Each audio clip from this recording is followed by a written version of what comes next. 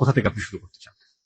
প্রথম থেকে আমি আমার মায়ের কাহিনী থেকেই শুরু করি। জি প্লিজ, একেবারে রিল্যাক্স, ফ্রেন্ডদের কাছে যেভাবে বলে ঠিক সেইভাবে আরামসে বলুন, কোনো সমস্যা নেই, আমরা সবাই মিলে আপনার কথা শুনবো। প্রথমে আমার আম্মু একজন ক্লিনিকের একজন আপনার বলতে পারেন ডাক্তার ছিল, নার্স। জি। তারপর আমার আম্মু আমার বাবার সাথে যেটা ছোট থেকে বিয়ে হয়, তখন আমরা ছোট ভাই বোন, আমি তখন যেটাকে বলে গর্বে ছিলাম। তারপর আমার আব্বুর সাথে আমার আম্মুর কিনে আর কি একটা মেয়ের সাথে যেটাকে বলে ফিজিক্যালি রিলেশন করতে গিয়া আমার আব্বু আমার আম্মুকে বিয়ে করে। আমি ঠিক ঘটনাটা বুঝতে পারিনি, আপনি যদি একটু আমাদেরকে ধীরে জিনিসটা বুঝিয়ে বলতেন। মানে আপনার আব্বুর কি হলো, আমরা ঠিক বুঝতে পারলাম না। আর কি আমার আম্মুর সাথে আমার আব্বুর বিয়ে হয়, হওয়ার পর আমার আব্বু মাছ ধরতে গিয়া একটা মেয়ের সাথে ফিজিক্যালি রিলেশন হয়। মাছ ধরতে গিয়ে অন্য একটা মেয়ের সাথে আপনার আব্বুর শারীরিক সম্পর্ক হয়েছে। হ্যাঁ। হওয়ার পর গ্রামের লোকজন দেখে ফেলে, দেখার পর ওখানে আর কি বিচার বসায়, বিচার বসার পর আমার আব্বু ওই মেয়েটাকে বিয়ে করে। বিয়ে করতে বাধ্য হয়? হ্যাঁ, বিয়ে করার পর আমার আম্মু তো এগুলো সহ্য করতে পারে না। তারপর দেখে যে ওই মেয়েটার সাথে আমার আব্বু বেশ একটা রিলেশন ভালো করতেছে, আমার আম্মুকে দেখতে পারে না। আমার ভাইয়া তখন হয়েছে, আমি তখন হয়তো পেটে, তো আমার আম্মুকে দেখতে পারে না। তো আমার দাদা কি করে, আমার আম্মুর নামে যত সম্পত্তি ছিল আমাদের ঢাকায় ওগুলো দিয়ে ফেলে আমার আম্মুকে। আচ্ছা আচ্ছা। তো দেওয়ার পর আমার বাবা ওইটা মাইনা নিতে পারে না, আর আমার আম্মু ওইটা মাইনা নিতে পারে না, ছোট মা যেটাকে বলে উনি মাইনা নিতে পারে না। তো উনি আমার আম্মুকে যেটা বলে পরামর্শ দেয় কিছুটা। জি। পরামর্শ দেওয়ার পর আমার আব্বু কি করে যে আমার দাদার উপর অনেক টর্চারিং করে। টর্চারিং করার পর আমার দাদা স্ট্রোক করে মারা যায়। মানে আপনার বাবার অত্যাচারে আপনার দাদা মারা গেল? হ্যাঁ, একটা স্ট্রোক করে। কিসের জন্য সম্পত্তি লিখে দিচ্ছে অন্য মেয়েকে, ওনার ছেলে থেকে। তো আমার আম্মুকে অনেকভাবে সই নেওয়ার চেষ্টা করে, কিন্তু আমার আম্মু দেয় না। আমার আম্মু চিন্তা করে যে আমার ছেলে আছে, আমার গর্ভে একটা আসতেছে, তো ওরও তো ভবিষ্যৎ আছে। জি। না দেওয়ার কারণে আমার আম্মুকে ওনার ছাইড়া দেওয়ার হুমকি দেয়। আমার আম্মুকে বিভিন্ন ভাবে টর্চারিং করে, ছেলে দেয়া, যেমন বাইরের কিছু লোক দিয়ে আমার আম্মুকে টর্চারিং করে। জি। তো করার পর আমার আম্মু এক সময় দেখা যায় যে বাধ্যতামূলক আমার বাবার বাসায় ভাড়া থাকে। পরিচয় দেয় না যে ওনার হাজবেন্ড। আমার ভাইয়াও ডাকতে পারে না যে এটা আমার বাবা, ডাকলে আমার ভাইয়াকে বা মারধর করে আর কি। আমি ঠিক এই জায়গাটা একটু পরিষ্কার হতে চাই, সেটা হচ্ছে যে আগে যেখানে শ্বশুর বাড়ি ছিল ওই জায়গায় সে ভাড়া থাকা শুরু করলো? হ্যাঁ হ্যাঁ হ্যাঁ, কিন্তু মানুষের জানে তো যে ওনার ওয়াইফ। ভাড়া থাকা শুরু করলো ঠিক বুঝলাম না, আপনার আম্মা তো ওখান থেকে চলে গেলেও পারতো, সম্পত্তিগুলো তো কেউ নিতে পারতো না, কেন ভাড়া থাকলো? বাইরের দিকটা বিভিন্ন ভাবে আমার আম্মুকে টর্চারিং করা হয়, যেমন মানে একটা মেয়ের জন্য বাইরে গিয়ে থাকাটা অনেক বেশি টাফ ছিল। হ্যাঁ, কোনো লোকে ভাড়া দিতে চায় না, আর আমার আম্মুর এমন কোনো ফ্যাসিলিটি নাই যে অন্য জায়গায় রুম ভাড়া নিবে। তা আমার আম্মুরও আত্মীয় স্বজন যেগুলো আছে ওগুলো আমার আম্মুকে বোঝে না, টাকার জন্য হেল্প করে যেটাকে বলে। জি। আর আম্মুকে অতটা দেখতে পারে না। তারপর যেটা হয় ভাড়া থাকে, তারপর আমার যেটা বুঝ হয়, আমি যখন হওয়ার পর আমি আমার আম্মুকে যদি জিজ্ঞেস করতাম আম্মু বাবা কে, আম্মু বলতো যে তোমার বাবা নাই, তোমার বাবা মারা গেছে, কিন্তু ভাইয়াও বলতো না যে এটা আমাদের বাবা। তো আমরা ওনাদের বাড়িওয়ালা চোখেই দেখতাম। ওই বাড়িটা কার নামে ছিল? বাড়িটা ছিল আমার দাদির নামে। দাদি তখন বেঁচে ছিলেন? হ্যাঁ, দাদি বেঁচে। দাদি কি আচরণ করতো আপনাদের সঙ্গে? ভালোই, তো উনিও আমাদের পরিচয় দিতেন না যে উনি আমার দাদি, এমনিতে দাদি ডাকতাম, কিন্তু বুঝার পরে জানি যে এটা আমাদের আসল দাদি, দাদা দাদি। ওকে, যাই হোক, সে প্রসঙ্গে আমরা আসবো। হ্যাঁ, তারপর যেটা হয় আর কি, আমার আম্মু তখন একটা মানে দাবি করে যে ওনার সম্পত্তি ওনাকে দিতে হবে, ওনার মেয়ে হয়েছে, এখন ওনার মেয়ে নিয়ে কোথায় দাঁড়াবে। তো একসময় ওনাকে বলে যে বাড়ি ছেড়ে তুমি চলে যাও। তখন আমার আম্মু বলে যে চলে গেলে আমি কই যাবো, কই থাকবো, আমার তো এখন ছেলে মেয়ে আছে, তুমি আমাকে কিছু না কিছু একটা দেও। তো যেহেতু জায়গা জমির পর আম্মুকে অনেক টর্চারিং করে, আম্মুকে মারধর করে, মেরুদণ্ড ভাঙিয়ে দেয় পিঠে। আর আমার আব্বু একজন প্রভাবশালী লোক, যেটা বলে নেতা, রাজনীতি করতে আপনার বাবা? হ্যাঁ, বাবার উপরে কেউ আবার কথা বলতো না। তো আমার আম্মুকে অনেক মারধর করার পর আমার মামা, ছোট মামা, ওনাকে বন সই দেয় যে আমার আম্মু আর এলাকায় কখনো আসবে না, আমার আম্মুকে নিয়ে দূরে চলে যাবো, আর কখনো এই এলাকায় আমার আম্মু ডিস্টার্ব করবে না ওনাতে। তো তারপর আমার আম্মু এটা মেনে নিতে পারে না। আচ্ছা, যে সম্পত্তিগুলো আপনার দাদা লিখে দিলেন আপনার মাকে, সেগুলো কি দলিলপত্র কাগজপত্র আপনার মার কাছে ছিল? বাট মারধর করার পর ঘরে যত জিনিসপত্র ছিল ওরা নিয়ে গেছে, আমাদের বের করে দিচ্ছে। আচ্ছা। তারপর আমি তখন বুঝি, প্রায় আমার বয়স, এটা মনে 2002 সালে কিংবা 3 সালের ঘটনা। এগুলো তো পরবর্তীতে আপনার মার কাছ থেকে আপনি শুনেছেন? হ্যাঁ, মারধর যখন করছে সেটা আমার মনে আছে যে আমার আম্মুকে মারছে। তখন আপনার বয়স কত ছিল? কত যেটাকে বুঝে একদম অল্প বয়স, 5 থেকে 6। দেখেছিলেন আপনি ওই সময়টা? দেখছিলাম যে আমার আম্মুকে ঝাড়ু দিয়ে পিটাইতেছে, আমার আম্মু অনেক মোটা ছিল, আর আমার আম্মু চুল পায়ে পর্যন্ত পড়তো। আমার আম্মুকে চুল ধরে চুল কাইটে দিতেছে, আমার আম্মু চুল, এই চুল নিয়ে মানুষের দেখাবি এগুলা। আর আমার আম্মু কিন্তু যেটা বলে মহাখালী শিশু ক্লিনিকে MBBS একটা ডাক্তার ছিল। আচ্ছা। তারপর আমার আম্মুকে বলে যে তুই কোনো জায়গায় কর্ম করে খাবি, ওই সুযোগটাও তোরে রাখবো না। বড় বড় কাঠের জিনিস ওইগুলো দিয়ে আমার আম্মুকে অনেক মারধর করে, কেউ যে ফিরাই বলেও পারে না। তো আমি ওটা দেখে আমি আমার খালার গাইকা নিয়ে আসছি যে খালাম্মা আমুরে মনে বাড়িওয়ালা মারতেছে। পরে আমার খালাম্মা যায় চলে, আমার খালাম্মা আমার ছোট মামা নিয়ে যায়। ছোট মামা এগুলা শুই না বলে যে ও তো পাগল হয়ে গেছে, ওর মেন্টালি সমস্যা আছে। ওরে আমরা নিয়ে যাবো, আপনি একটা বোন সুই দেন, আমরা যেভাবে ওখানে নিয়ে যাবো। পর বলে হ্যাঁ নিয়ে যেতে পারো, তোমাদের বোনের এক শর্ত আছে, তোমাদের এই এলাকা যেন কখনো দেখি না, আর তোমার বোনের জন্য এই এলাকায় কখনো দেখি না, আর যদি দেখি তাহলে তো বুঝোই কি করতে পারি আমি।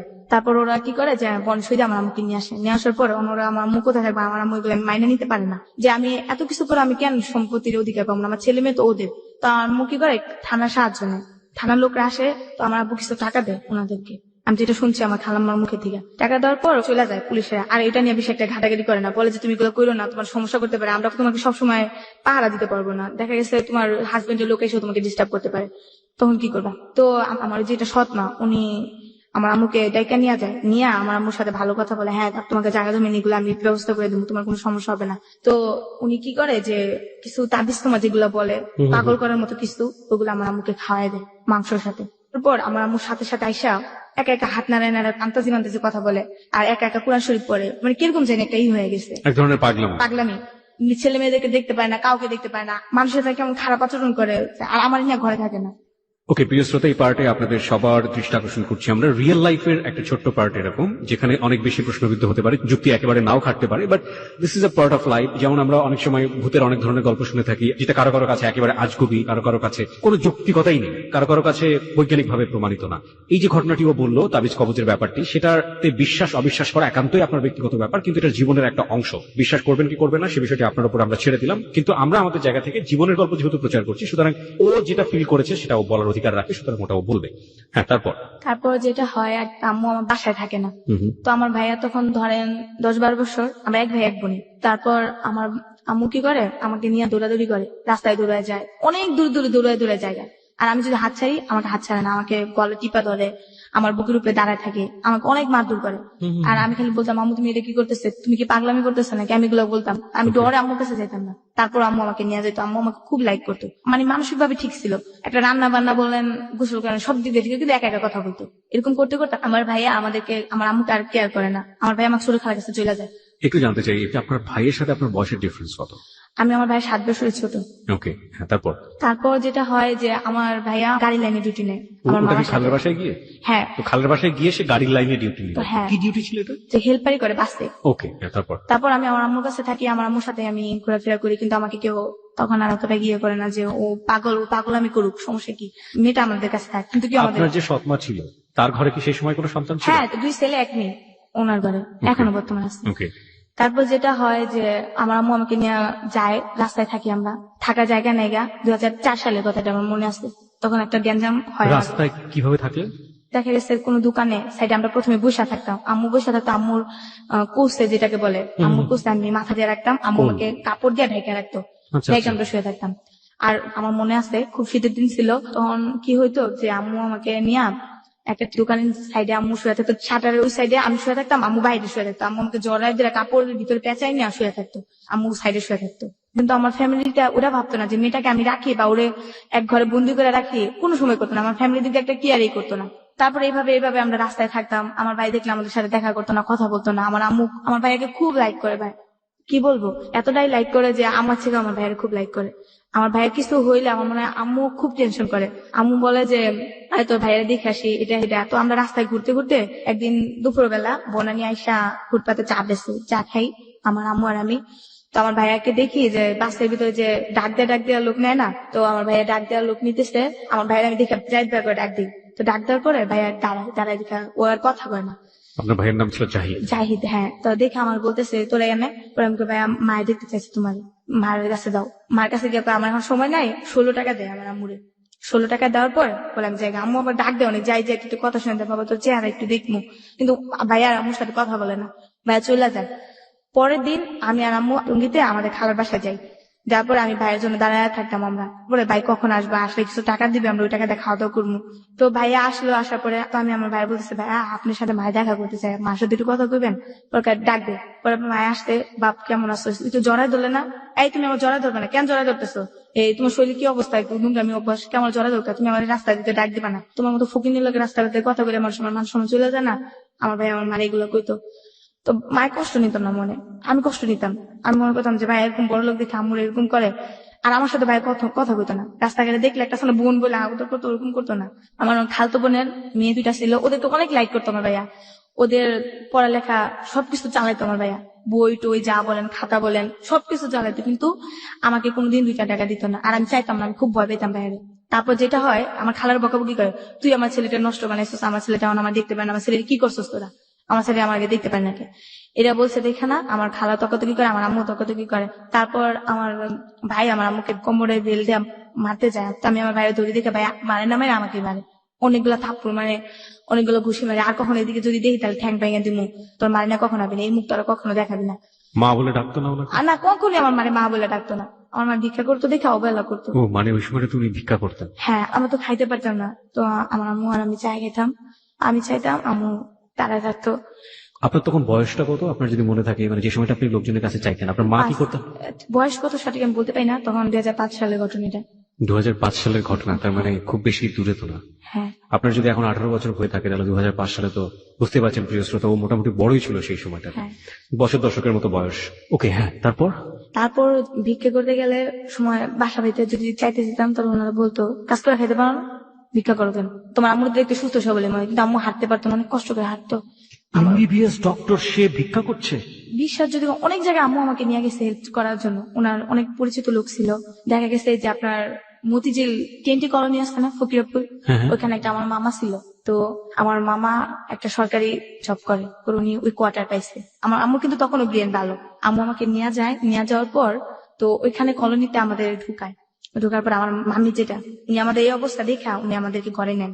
উনি বলে তুমি নিচে বসো, এই সিঁড়িতে থাকবা, আমি খাওয়া দাওয়া যা যা লাগে ব্যবস্থা করি, কিন্তু তখন আমাদের হেল্প করে না। আপনার মার একটা মানসিক বিকলাঙ্গ অবস্থা তৈরি হয়েছিল সেই সময়টাতে, আসলে উনি এমবিবিএস থাকলেও ওনার কিছু করার নেই, হ্যাঁ। কারণ উনি তো মানসিকভাবে অপ্রকৃতস্থ। হ্যাঁ।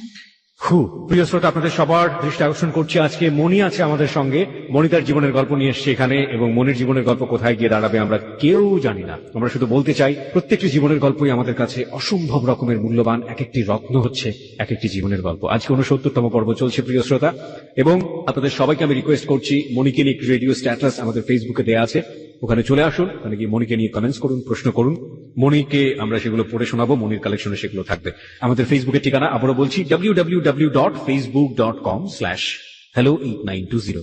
আবারও বলি, www.facebook.com/HELLO8920, দ্যাট ইজ hello8920। ওখানে গিয়ে RGQP নামে পেজটি পাবেন, এবং লাইক দেওয়ার সঙ্গে সঙ্গে আপনি hello8920 মেম্বার হয়ে যাবেন। হ্যাঁ মনি, তারপর একদিন হয় আমরা আমাদের ওইখানে এক জায়গায় যাই চাইতে, আমি আবার একটু খেলার অভ্যাস ছিল বেশি, তো যাওয়ার শেষে একটু খাওয়া দাওয়া হয়েছে একটা বাসায়, আমাদের খাইতে দেয়। ওই দিনকে আবার ওনার বিয়ে বাড়ির অনুষ্ঠান ছিল, খাওয়ার পরে ক্লান্ত হয়ে যায় আমার আম্মু। তো আমার আম্মু এক গাছের নিচে বসে থাকে, আমি একটা মেয়ের সাথে খেলতেছিলাম। মেয়েটা বলে তুমি কি করো, আমরা বললাম চা খাই। তোমাদের এখানে বাড়ি আছে?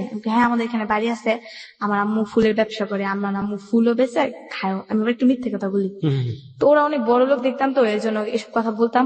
ও বলে আমি ফুল কিনে দিব আমারে, কয়টা, আমি তোমার টাকা দিব। আমি ফুল তো নাই, তুমি আমাদের বাসায় যাবা, গেলাম তোমার ফুল এনে দিব, সমস্যা নেই, এটা বলি। মেয়েটা আবার ওর আম্মুর কাছে গিয়ে বলে আম্মু আমি ওদের কাছে যাই, ওনারা ফুল দিব। তো ওর আম্মু আবার ওটা নেগেটিভ ভাবে নেওয়ার পর ওর আম্মু বলে কে যে ও ফুল নিতে যাবো না, এগুলো বাচ্চা চুরি করার কথা বলতেছে, নিশ্চয়ই ওরা বাচ্চা চোর। এটা বললা আমার আম্মুকে নিয়ে ধরে নিয়ে যায়।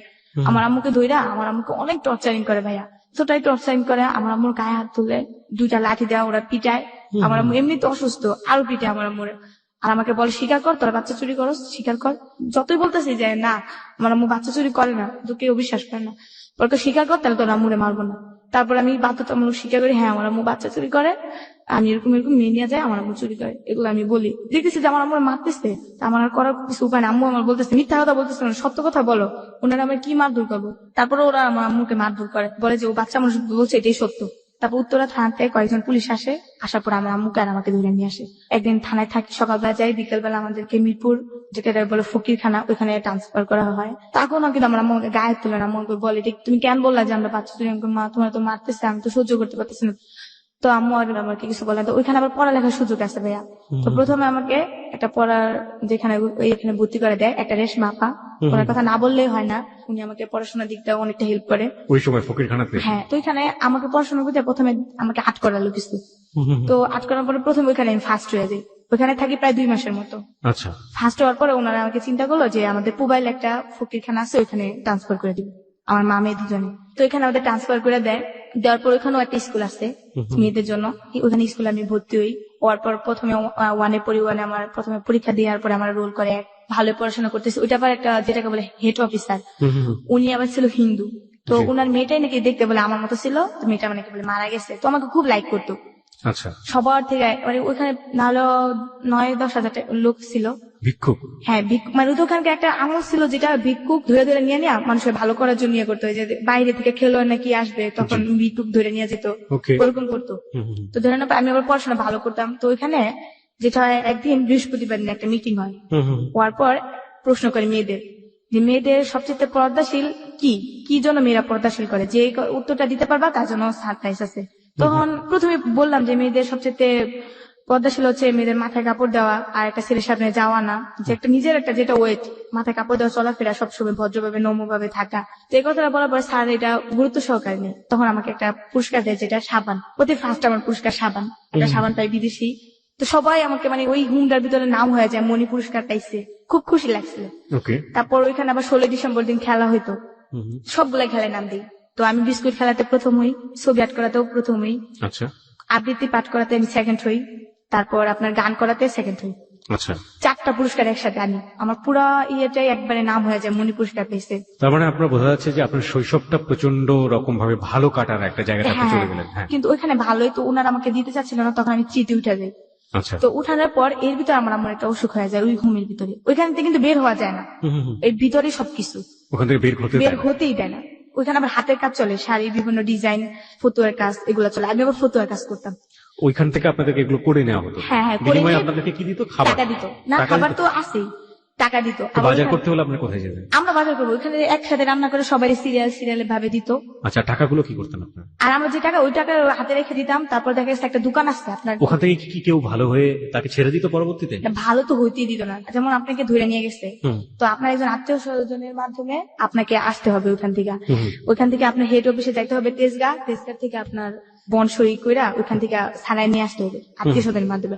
আর যদি মেয়ে থাকে, দেখা গেছে মেয়েদেরকে আপনার বড় একটা ভালো চাকরি দিয়ে শেষ পর্যন্ত দিয়ে বের করে দিবে। তারপর আমার আম্মু একটা প্রচন্ড রাখার ওষুধে পড়ে যায়, পাতলা পায়খানা যেটাকে বলে। ওই পর আমার আম্মুকে ডাক্তারে নেওয়া ট্রিটমেন্ট করা হয়, কিন্তু আমার আম্মু ভালো হয় না। তারপর আমার আম্মুকে কি করে, জিজ্ঞেস করে যে তোমার কেউ আছে নাকি, আমার আম্মুকে ঠিকানা বলতে বলে। আমি বলি আমার আম্মু ততটা ইয়ে নেই, আমার চট্টগ্রাম আছে। আমি বলছি টঙ্গী, যেটাকে একটা ঠিকানা আছে নিরসপাড়া বললাম। বলার পর উনি ওই ঠিকানা অনুযায়ী আমার খালাম্মার বাসায় গেল। আমার খালাম্মা এই 2 বছরের ভিতরে নাকি অনেক বিশ্রাইছে আমাদের, বাট কোনো খবর পাই নাই। তো যখন আমার খালাম্মা শুনছে, তখন আমার খালা আর আমার মামি আসছিল। তো আসার পর আমার খালা মামি এসে আমার দেখছে যে আমার আম্মু খুব অবস্থা খারাপ। ও এর ভিতরে যেটা হয়, আমার আম্মু একদিন ড্যানিস খেতে চায়। তো ড্যানিশ কি? ড্যানিস খাবার একটা জিনিস, ওকে, হোয়াটএভার ইট ইজ, এক ধরনের ফুড। হ্যাঁ, ওটা খাইতে চায়। তখন আমার কাছে টাকা নাই গা, আমার আম্মু খাবার দেখে আমার খুব কান্নাকাটি লাগতেছিল যে আমার আম্মু খাইতে চাইছে, বাঁচবো না মরবো কোনো ঠিক ঠিকানা নেই। তো আমার আম্মুকে চিরা পানির উপরে রাখতো, মানে এর বেশি কিছু খাইতে পারতো না। তো আমি কি করি, তখন আমি হাতে কাজ করি। হাতে কাজ করার পর এক ধরনের মিশিং এর কাজ ওইখানে আসে, মিশিং এর নতুনই আমি কাজ করি। তো ওই দিন 2টা পিস করার পর আমার হাতে নিডেল ঢুকে যায়। নিডেল ঢুকার পর ওই হাতে আমার অনেক জখম হয়, মানে এতটাই রক্ত হয় যেটা বলার বাইরে। তো ওইখান থেকে আমি প্রায় 200 টাকা পাই। 200 টাকা পাওয়ার পর ওই টাকা দিয়ে আমার আম্মু জিনিসগুলো কিনে আনি, কিছু ওষুধও কিনি। তাই ওষুধ কি, যেমন বাইরে কিছু স্টাফ আছে, স্টাফদেরকে বললে উনি বাইরে থেকে জিনিস আইনা দেয়। আচ্ছা। তো স্টাফদের কিছু ঘুষ দিতে হয়। তো স্টাফদের বলছি, বলার পর স্টাফরা অনেক কিছু আনছে। আনার পর আমার খালা মামি ওরা দেখতে আসলো। তো আসার পর আমার মামির দেখে তো আমি খুব মানে হয়ে গেছে, আমার একটা আত্মীয় স্বজন আসছে। তো ওরা বললো যে আপনাদের বোন নিতে পারেন, কিন্তু মেয়েকে আমরা দিব না। তো বললো কেন? মেয়েটা অনেক ভালো স্টুডেন্ট, এই মেয়েটার ভবিষ্যৎ আমরা নষ্ট হতে দিব না। কারণ আপনারা যেটা শুনছি, ওর বাপ মা কেউ নাই, মা থেকেও নাই, মা একজন অসুস্থ, জানি না কি করবে মেয়েটার বয়সে। তো আমরা চাই ওকে দিব না, ওকে আমরা ভালো কোনো জবে দিয়ে দিব, আমরা মেয়েটাকে দিতে পারবো না। তো আমার আম্মু বলে আমার মেয়ের স্যার আমি কখনো যাবো না, আমার মেয়ে বাঁচতে হলে মা মেয়ে একসাথে বাঁচবো, আর মরতে হলে আমরা মা মেয়ে 2জনই মরবো। আমাকে ছাড়া তো আর আমার মাকে বাঁচানো সম্ভব না, একমাত্র আমি আমার আম্মুকে দেখি। তো আমার খালারা বললো যে না দেখেন স্যার, ওনার তো শেষ সম্বল ওনার মেয়েটাই, তো একটা যে কোনো একটা ইয়ে করেন। তো স্যারের আমাকে দিতে চায়নি, কারণ ভালো একটা স্টুডেন্ট, ছাড়েদের একটা খুব ভালো একটা ইয়ে হয়ে এই গেছে। যে ফকিরখানার বর্ণনাটা আপনি দিচ্ছেন, এই ফকিরখানাটা কোথায়? এটা পুবাইল চৌধুরী পাড়া। পুবাইল চৌধুরী পাড়াতে এটা একটা ফকিরখানা? হ্যাঁ। এটা কি সরকারি? হ্যাঁ, সরকারি। ওকে। তারপর যেটা হয়, পরে আমার আম্মুকে, তারপর ওরা তেজগাঁ যায়। এই ফকিরখানার নামটা কি আপনার মনে আছে? আমি ফকির, হ্যাঁ, চৌধুরী নামই পাড়া ফকিরখানা। হ্যাঁ, চৌধুরী পাড়া ফকিরখানা। হ্যাঁ। ওকে। আর তারপর আমার আম্মু আর আমাকে নিয়ে আসে ওইখান থেকে একটা ট্যাক্সি কাপ ওরাই ভাড়া করে দেয়। তারপর ওরা বলে, দেখেন মেয়েটার ভবিষ্যৎ নষ্ট হইতে দিয়েন না, যদি কোনো সমস্যা পড়েন আপনারা আমাকে জানাবেন, আমরা মেয়েটা যা কিছু করার করবো, তারপর জি। মেয়েটার ভবিষ্যৎ নষ্ট হইতে দিয়েন না। তারপর যেটা হয়, রোজার মাস আমার আর আমার আম্মুকে ট্যাক্সি কাপ করে আমাদের নিউজ পেপারে আনে। তো রাখবে কোথায় আমাদের? খালা একজন আপনার ছেলে নিয়ে থাকে, আমার ভাইয়াও থাকে, 2 ছেলে নিয়ে ধরতে গেলে থাকে। তো ওইখানে আমাদের উঠালো। আমার আম্মু তো প্রায় বিছনায় পড়া। তো আমার আম্মুকে মানে বাঁচার কোনো কায়দাই নেই আমার আম্মু। ওই যে একটা কেন উসুকি পড়ে গেল আম্মু। আর আমার আম্মু তো সবসময় বড় লোকের তো বলতেই পারেন যে ভালো পরিবেশে থাকা অভ্যাস, এগুলো আর কি ওনার সহ্য হয়ে সহ্য নেই। হচ্ছে না। তারপর একটা মানে এতটাই অসুস্থ হয়ে গেছে যা বলার বাইরে। তারপর আমার আম্মুকে চিকিৎসা করানো হয়নি, আম্মুকে ভালো করে গোসল টোসল করে ভালো কিছু খাবার দাবার করাইতে দিল। আমি আমার আম্মুর সেবা যত্ন করতাম। তো রোজার মাসে যেই শুনছে আমরা আসতে, আমার ভাই আর আসেনি আমাদের দেখতে, আমার ভাই চলে গেছে। বুঝি নাই। কোথায় আসলো আপনার ভাই? মানে আমাদের তো নিয়ে আসলো, আমার ভাই গাড়িতে ছিল। হুম, হুম। থাকার পর আমার খালামাতে শুনছে, খালামার বাসায় গেছে। কোথায় নিয়ে গেল আপনাদেরকে? আমাদের নিয়ে গেছে আমার ছোট খালার বাসায়। Okay. আর ওইখানে আসছে আমার মিজু খালার বাসায় গিয়ে বললো যে তোর আম্মু আসছে, তুই তোর আম্মুকে দেখতে আপনার যা। ভাই থাকতো মেজু খালার বাসায়, আপনারা গেছেন ছোট খালার বাসায়, রাইট? ছোট খালার বাসায় থাকতো আমার ভাইয়া। তো আচ্ছা। আমার ভাইয়া গাড়ি চালাইতে গেছে। ওকে। তো ওই দিনকে নামছে গাড়ি থেকে। আমার আবার সরাসরি আমার মিজু খালার বাসায় গেছে। আচ্ছা। মিজু খালার বাসায় যাওয়ার পর মিজু খালা বললো যে এমন এমন তোর মা আসতে, এমন এমন আমরা এমন জায়গা থেকে আসছি। তারপর এই কথা শুই না, ও আর আমাদের দেখতে আসেনি, ও ওই দিক দিয়ে চলে গেছে। চলে যাওয়ার পর আমরা তো বাইরে দেখবো, আমার আম্মুর কত আশা বাইরে দেখবে। তো ভাই আর আসেনি। তো আমরাই বসে আছি, আসে না খবর নেই, 2-3 দিন চলে যায় আর আসে না। খালামাও আমাদের অতটা কেয়ার করে না। খালামা ছোট খালা করে তো করে না, মানে কিরকম হেলা হেলা করে। হ্যাঁ এরকম করতে পারছে। আমার মা আবার এক কথা সহ্য হয় না। আমার আম্মু খুব একটা ধরতে পারে রাগী লোক, অনেক রাগী, খুব জিদি। ওনার একটা কথা বলে ওনার সহ্য হয় না।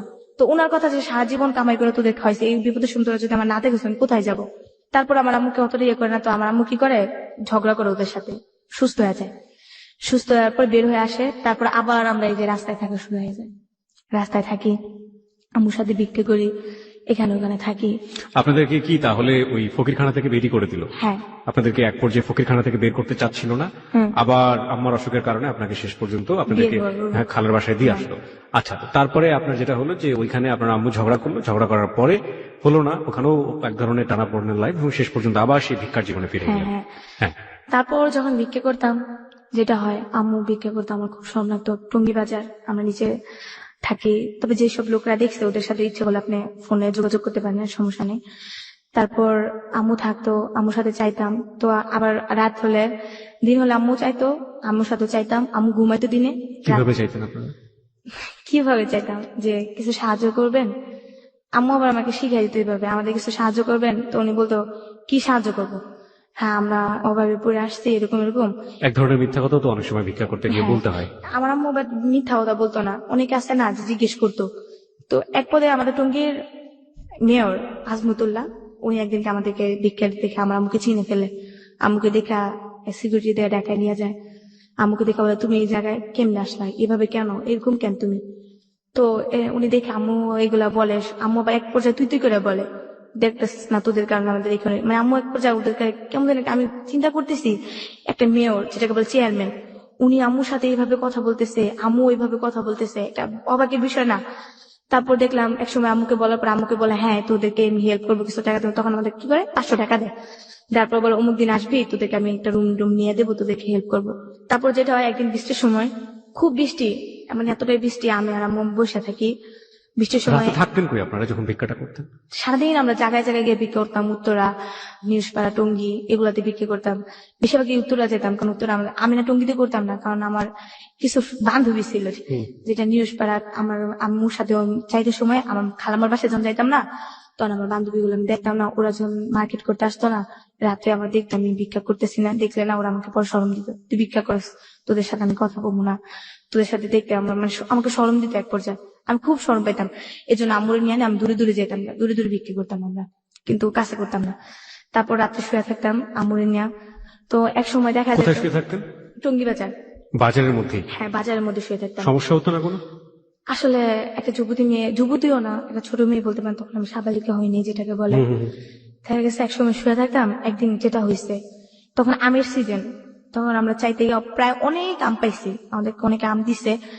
তো আমরা বলতেছি এই আমগুলো পুজা যাবো গা, কি করবো? তো অফিসে গার্মেন্টস লোক আছে না, তা আমি বলতেছি আম্মু এই আমগুলো আমরা এক কাজ করতে পারি, যে আমি বিক্রি করি, কিছু টাকা হইলো কিন্তু আমরা খাইতে পারবো দুপুরে। কয় কি করবা, আর তুমি তো রাত্রে ঘুমাও না, তুমি এখানে শুয়ে থাকো, আমি তোমার এখানে বসে বসে আম বিক্রি করি। তা আম্মু আবার আমাকে খুব কেয়ার করতো, মানে কোথাও যাইতে দিত না, মানে যাইতেই হলে না আম্মু পারমিশন নিত আর আম্মুর সাথে যেত।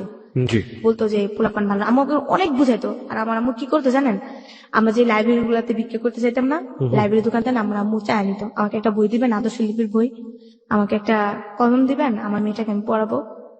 আর আরবি দোকানে যাও বলতো যে আমাদের একটা কায়দা দিবেন, আমার মেয়েটা আমি পড়াবো। তো আমার আম্মু আমাকে যখন রাত্রে আমরা অনেকটা সময় দোকান বন্ধ হয়ে যায় না, তখন আমার আম্মুকে দেখে দেখে আমাকে পড়াইতো, আমিও পড়াশোনায় মনোযোগ দিতাম, আম্মু পড়াইতো আমিও পড়তাম, আম্মু হাতে লেখা শিখাইতো। সারাদিন ভিক্ষা করতেন আর আর রাতের বেলায় রাত্রে চাওয়া বইগুলো নিয়ে আপনাকে পড়ানো। পড়াইতো। তো আমার আম্মু বলতেছে তুমি আম্মু ব্যস্ত, তুমি এই পড়াগুলো মুখস্থ করে, আমি একটু ঘুমাই, রাত্রে আবার ঘুমাইতে হয়। তো আমি আম্মু শুয়ে আসতে আমি আম বিক্রি করতেছি, তো এক গার্মেন্টসের লোকরা আবার কিনতাম, তখন আমি দাম বেশি ছিল, গার্মেন্টসের লোক দেখা যাচ্ছে 10 টাকা 20 টাকা দিয়ে কিনে নিত, তো আমাদের 50 টাকা এই 100 আমগুলো টাকা পেয়েছিলেন কিভাবে, এগুলো বিক্রি করা? চাইতাম। আমার আরো আমার দুই দোকানে দোকানে, গিয়ে চাইতেন? হ্যাঁ আরো দুই দোকানে চাইলে না আবার ওরা দিত, দিলে দেখা গেছে অনেকগুলো আম দিত, যেগুলো খাইতাম তো খাইতাম, আর যেগুলো থাকতো ভালো ভালো ওইগুলো বিক্রি করতাম। আচ্ছা।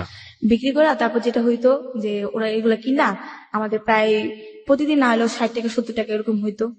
তো হইলে আম্মু আর আমি ওইগুলা দিয়ে দিনে হয়ে যেত। তো ওই দিনটা পড়াশোনা মানে অনেকটা পড়লাম, পড়ার পর আমি কিছু আম্মু ঘুমিয়ে ধরছে, আমি ঘুমাম।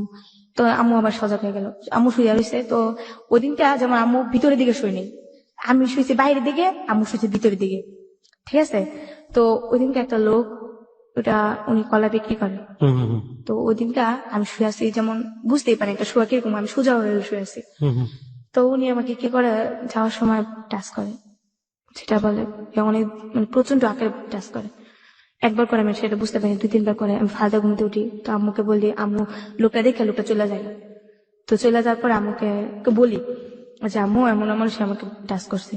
তো আম্মু আর জিনিসটা করে নাকি, আম্মু বলতেছে যে থাক এবার তো তুমি ভিতরে যাবে। আম্মু আর সারা রাত ঘুমায়নি ওই দিনকার পর থেকে আর কি, আম্মু জায়গায় থাকে, আমি ঘুমাই আম্মু জায়গায় থাকে, আম্মু দিনে ঘুমায় আর রাত্রে আমি ঘুমাই আম্মু জায়গা থাকে, ওই যে আমাকে করতে হয়।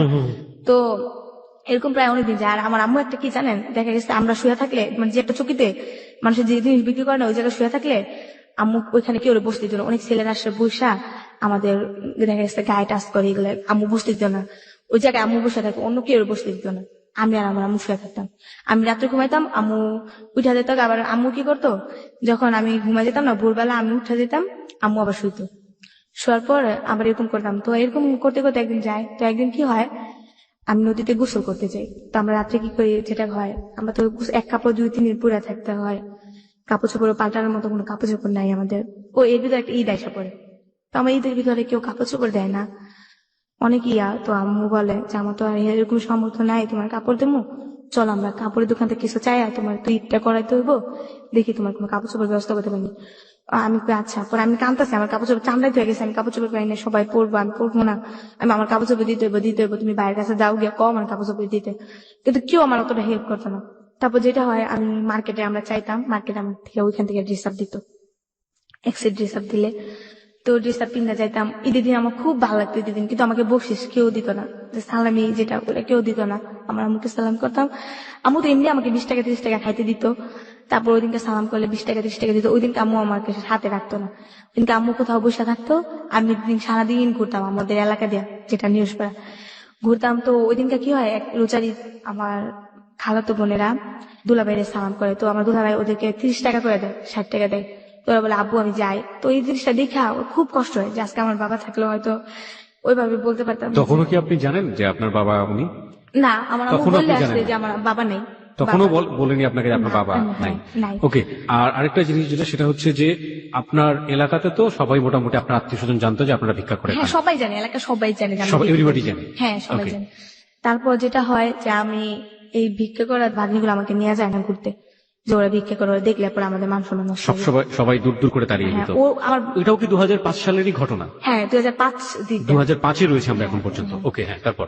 তো এই জিনিসটা দেখে আমার খুব কষ্ট লাগে, যে আজকে যদি আমার বাবা থাকতো, তো আমার বাবা আমার বলতো যে আম্মু নাও বকশিস, যাও ঘুরে আসো। তারপর আমি আমার বান্ধবীর সাথে, আমার কিছু বান্ধবী ছিল এমনিতে কথাবার্তা বলতাম, ওদের সাথে ঘুরতে ঘুরতে যা, আবার রাত্রেবেলা আয়সা বসছে আম্মুর কাছে, আয়সা আবার আমরা রাস্তায় থাকি। দিনের বেলা আবার পোলাও মাংস যাই খাইছি, আমার খালামার বাসায় খাইছি, মামির বাসায় খাইছি, ওখান থেকে আবার প্যাকেট করে দিছে, পলিথিন করে দিছে আমার আম্মুর লেগে লয়ে গেছি। তো আমার আম্মু আবার কি গরু মাংস খায় না, কারণ গরু মাংসের ভিতরে নাকি আম্মু কি মিশাই দিছে, এরপর থেকে গরু মাংস আম্মু খায় না। তো আম্মু পোলাও একটু হলে খাইছে, খায় আর খায়নি, তো ওইগুলো আমি খাইছি। প্রায় একটু বড় এলাম, 2007 সালের ঘটনা। বউবাজার আমরা বিক্রি করতাম, তো একটা যেটা বলে খ্রিস্টান স্কুল, চায়নার কোরিয়ানের মেয়েরা আছে না, তো ওইখানে থেকে ওই মেয়েরা যেমন একটা স্কুল দিছে, উনাদেরকে গরিব দুঃখী মানুষদেরকে খাওয়ায় এবং ওইখানে পড়ায়। তো ওইখান থেকে একটা লোক আমরা চাইতে গেছি, তো ওই লোকটা আমার আম্মুরে বলতেছে, তুমি কি করো, তুমি পড়াশোনা করো? আমি বলি না, আমি পড়াশোনা করি না। পরে বলতেছে, পড়াশোনা করো না? আমি বলি না।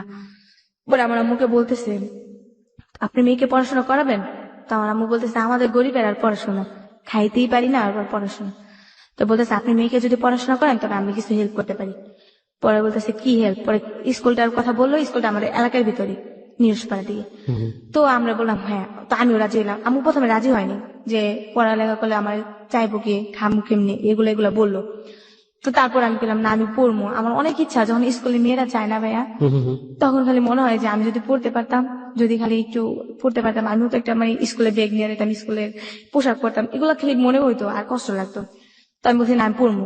তা আম্মু কয়, আচ্ছা ঠিক আছে পড়, সমস্যা নেই। তো ওইখানে পড়তে যেতাম। প্রথমে আমাকে কি করলো, আমাকে বলছেন কোন পর্যন্ত পড়ছি, আমি বলছি ওই যে 3 পর্যন্ত পড়ছি। আমি ওখানে 4 এর আমাকে নিল, ইন্টারভিউ যেটাকে বলে 4 এর নিল। তো 4 এ আমি টিকে গেলাম। এটা কি খ্রিস্টান মিশনারি স্কুল? হ্যাঁ, কিন্তু ওইখানে ধর্ম বই আমাদের পড়ায় না, আমাদের মুসলমানের যে ধর্ম বইটা ওটা পড়ায় না, এছাড়া সব পড়ায়, বাট ইংলিশ যেগুলো আছে সবই পড়ায়। ওকে, এখানে আপনাকে কে দিল ভর্তি করে? একটা টিচার আর কি, ওখানকারই একজন টিচার। হ্যাঁ, হ্যাঁ। ওকে, হ্যাঁ। তারপর ওনারা আর কি টুকাই ছেলেদেরকে নিয়ে মেয়েদেরকে নিয়ে ওখানে পড়াশোনা করা আর কি। তো ওখানে আমাকে ইন্টারভিউ নেওয়া হয়, তো আমি টিকে গেলাম। নেওয়ার পর আমাকে 4 এ ভর্তি করানো হয়। জি। 4 এ ভর্তি করানো হওয়ার পর যাক ওখানে পড়াশোনা করি, ভালো একটা মানে সানডে ক্লাস হয় শুক্রবারে সানডে ক্লাস হওয়ার পর ওখানে রুটি দেয়, তারপরে নাচ শিখায়, এরকম অনেক কিছুই। জি। খুব একটা আনন্দই। তারপর যেটা হয়, ওখানে গোসল করতে গিয়ে ওখানে একটা কাজ হয়, যে ওখানে একটা পুষ্করণী আছে, ঠিক আছে ভাইয়া? তো আমি কি করতাম, সকালবেলা গোসল করতে গেলে তো একদিন যেটা হয়, মাছ ধরতে যেতাম। জি। আমরা কয়েকটা ফ্রেন্ড আছে, ওখানে গোসল করতে করতে একটা মেয়ের সাথে পরিচয়। আপনার মা তখন কোথায় থাকতো এই সময়টাতে? মায়ের চাইতো দিনের বেলা, তো আমাকে বলতো যে অমুক জায়গায় আয়সা পড়বো আমরা, অমুক জায়গায় গেছে টঙ্গি বাজার, আমরা রাত্রে আয়সা একসাথে থাকতাম। তো আম্মু বলতো, একসাথে কি বাইরেই থাকতেন? হ্যাঁ, আমার এর ভিতরে আবার আম্মু আমার রুম নেওয়ার অনেক চেষ্টা করছে। একটা রুম নিত বস্তির ভিতরে 700 টাকা, আর আম্মু দিতে পারতো না 700 টাকা।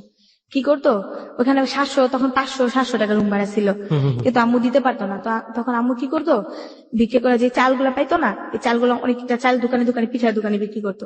আচ্ছা। বিক্রি করে যা পাইতো 100-200 টাকা করে বেচতো। আবার দেখা গেছে যে এই বাসায় আমরা ভাড়া নিতাম, ওই লোকটার কাছে আমরা চাল বিক্রি করতাম, মাস শেষ হিসাব করে আমাদের ভাড়া রেখে দিত। আবার কোনো বাসায় থাকতেও পারতাম না, আমাদের রুম ছেড়ে দিতে বলতো ভাড়া না দিতে পারলে। তো এখানে আমার একটা বান্ধবী, সারাদিন স্কুল করতেন এবং করে মার সাথে ওই বাজারে আশেপাশে কোথাও ঘুমাইতাম। বইগুলো আমাদের সাথে থাকতো, ব্যাগ আছে বাজারে, ব্যাগ, ওই ব্যাগের ভিতরে থাকতো। তারপর যেটা হয়, আমি তারপরের গল্পটা আমরা একটু পরে শুনবো মনি। আমরা এই পর্যায়ে ছোট্ট একটা বিরতি নিতে চাই, সংবাদের বিরতি। প্রিয় শ্রোতা, আপনারা শুনছেন হ্যালো 8920 এবিসি রেডিওতে। আরজি কিবরিয়া আপনার সঙ্গে রয়েছে আরজি কিবরিয়ার টিম। আপনাদের সবাইকে বলছি, মনিকে দেখতে চাইলে এই মুহূর্তে আপনারা চলে আসতে পারেন আমাদের ফেসবুকে। আমাদের ফেসবুকের ঠিকানা www.facebook.com/hello8920। আমি আবারও বলি, www.facebook.com/hello8920। ওখানে যাবেন, যাওয়ার পরে আপনি লাইক দেবেন। লাইক দেওয়ার সঙ্গে সঙ্গে আপনি হ্যালো 8920 মেম্বার হয়ে যাবেন। সংবাদের পরেই ফিরছি, সাথেই থাকুন। প্রিয় শ্রোতা, সংবাদের বিরতির পর আমরা আবারও ফিরে এসেছি হ্যালো 8920-তে। আরজি কিবরিয়া আপনার সঙ্গে রয়েছে, আর আপনি শুনছেন আপনার প্রিয় স্টেশন এবিসি রেডিও FM 89.2। প্রিয় শ্রোতা, এই মুহূর্তে ফেসবুকে হাজারো মানুষের ঢল নেমেছে মনিকে দেখবার জন্য। আপনি চাইলে নিজেও আসতে পারেন। আমাদের ফেসবুকের ঠিকানা www.facebook.com/hello8920। আমি আবারও বলি, www.facebook.com/hello8920। ওখানে যাবেন, যাওয়ার পরে আপনি লাইক দেবেন। লাইক দেওয়ার সঙ্গে সঙ্গে আপনি হ্যালো 8920 মেম্বার হয়ে যাবেন। আপনি আরজি কিবরিয়া নামেও খোঁজ করতে পারেন, আরজে স্পেস KEBRIA, এবং এটা দিয়ে খোঁজ করলে আপনি দেখবেন যে আরজি কিবরিয়া নামে শত শত পেজ আছে। তার মধ্যে যে পেজটির সংখ্যা 2,90,000-এর কাছাকাছি, সেই পেজটি হচ্ছে হ্যালো 8920 পেজ। ওখানে গিয়ে লাইক দিয়ে আমাদের মেম্বার হয়ে যান, এবং ওখানে হ্যালো 8920 নিয়ে যাবতীয় কর্মকাণ্ড চলে, এবং ওখানে পুরনো অনুষ্ঠানগুলো আপনি ডাউনলোড করতে পারবেন, শুনতেও পারবেন। আর আপনি চাইলে আমাদের এখানে আসার জন্য ফোন করতে পারেন। আমাদের ফোন নাম্বারটি হচ্ছে 91156668। আমি আবারও বলি, 91156668। প্রথমে ফোন করবেন, ফোন করার পর আপনার নাম এবং আপনার সেল নাম্বার, যে নাম্বারে যোগাযোগ করলে আপনাকে আমরা পাবো, সেই নাম্বারটি স্পষ্ট করে ধীরে ধীরে বলবেন আপনার জীবনের যে গল্পটি সেটা খুব সংক্ষিপ্ত করে 2 মিনিটে, এবং তারপর বলবেন আপনার সঙ্গে যোগাযোগ করতে আমাদের টিম মেম্বার শাকিল আপনার সঙ্গে যোগাযোগ করবে। আমরা আবারও চলে যাচ্ছি মনির কাছে। হ্যাঁ মনি, তারপর একদিন নদীতে মাছ ধরতে যাই ফ্রেন্ডরা মিলা। মাছ ধরতে গিয়ে যে ওই লোকটা আমাদের ধরে ফেলে যে তুমি সবসময় মাছ চুরি করো এটা, তো আমাকে হাত বাঁধে পিছনে, 2টা বাড়িও দেয়, কর্মীর ঠাই দেয়। তখন আমি খুব ভয় পেতেছিলাম যে মারবো, ওর কাছে আজকে ছাড়বো না। মানে মাছ চুরি করতে না মাঝে মাঝে, তাই তো? হ্যাঁ। তারপর একটা মহিলা আসে, দেখতে খুব সুন্দর, নাম হচ্ছে জুই। ওকে। উনি ডান্স করে। ওই মেয়েটাকে দেখে বলে কি, হ্যাঁ জুই কেমন আছো, তো তখন আমাদেরকে ছাইড়া দেয়। ছাইড়া দেওয়ার পর আমরা এই ফাঁকে পলাই দিলেই কিন্তু ওইখানে আমাদের আরেকজনে ধরে ফেলে। ধরার পর তো বলতেছে তোমাদেরকে তো যাইতে বলিনি, আমি জুয়ের সাথে কথা বলছিলাম। জুয়েরা বলতেছে কি হয়েছে ভাই ওদের? পর বলতেছে আরে জানো না এগুলা প্রতিদিনই মাছ চুরি করে, ওদের জন্য মাছ চাষ করে রাখতে পারি না, আজকে ধরছি, আজকে ওদেরকে ছাড়বো না। তারপর বলতেছে ভাই পোলাপান মানুষ তো ছেড়ে দেন, বুঝতে পারেনি। পরে বলতেছে আর করবান এরকম? হ্যাঁ। আমাকে আপু আপনি খুব ভালো, আসলে আপনি না থাকলে আজকে আমাদের খুব মারতো। পরে একদিনকে কি হয় যে আমরা ঝালমুড়ি খেতে যাই, খাওয়ার পর ওই দিনকে আমি টাকা হারাই ফেলি, আমার কাছে 15 টাকা ছিল, হারাই ফেলি। তো লোকটারে ঝালমুড়ি দিতে বলি, লোকটা বানায় ফেলে। লোকটা বলে টাকা দাও, আমি টাকা তো দেবো, টাকা যেন হারাই ফেলছি ওইটার আমার মনে নেই।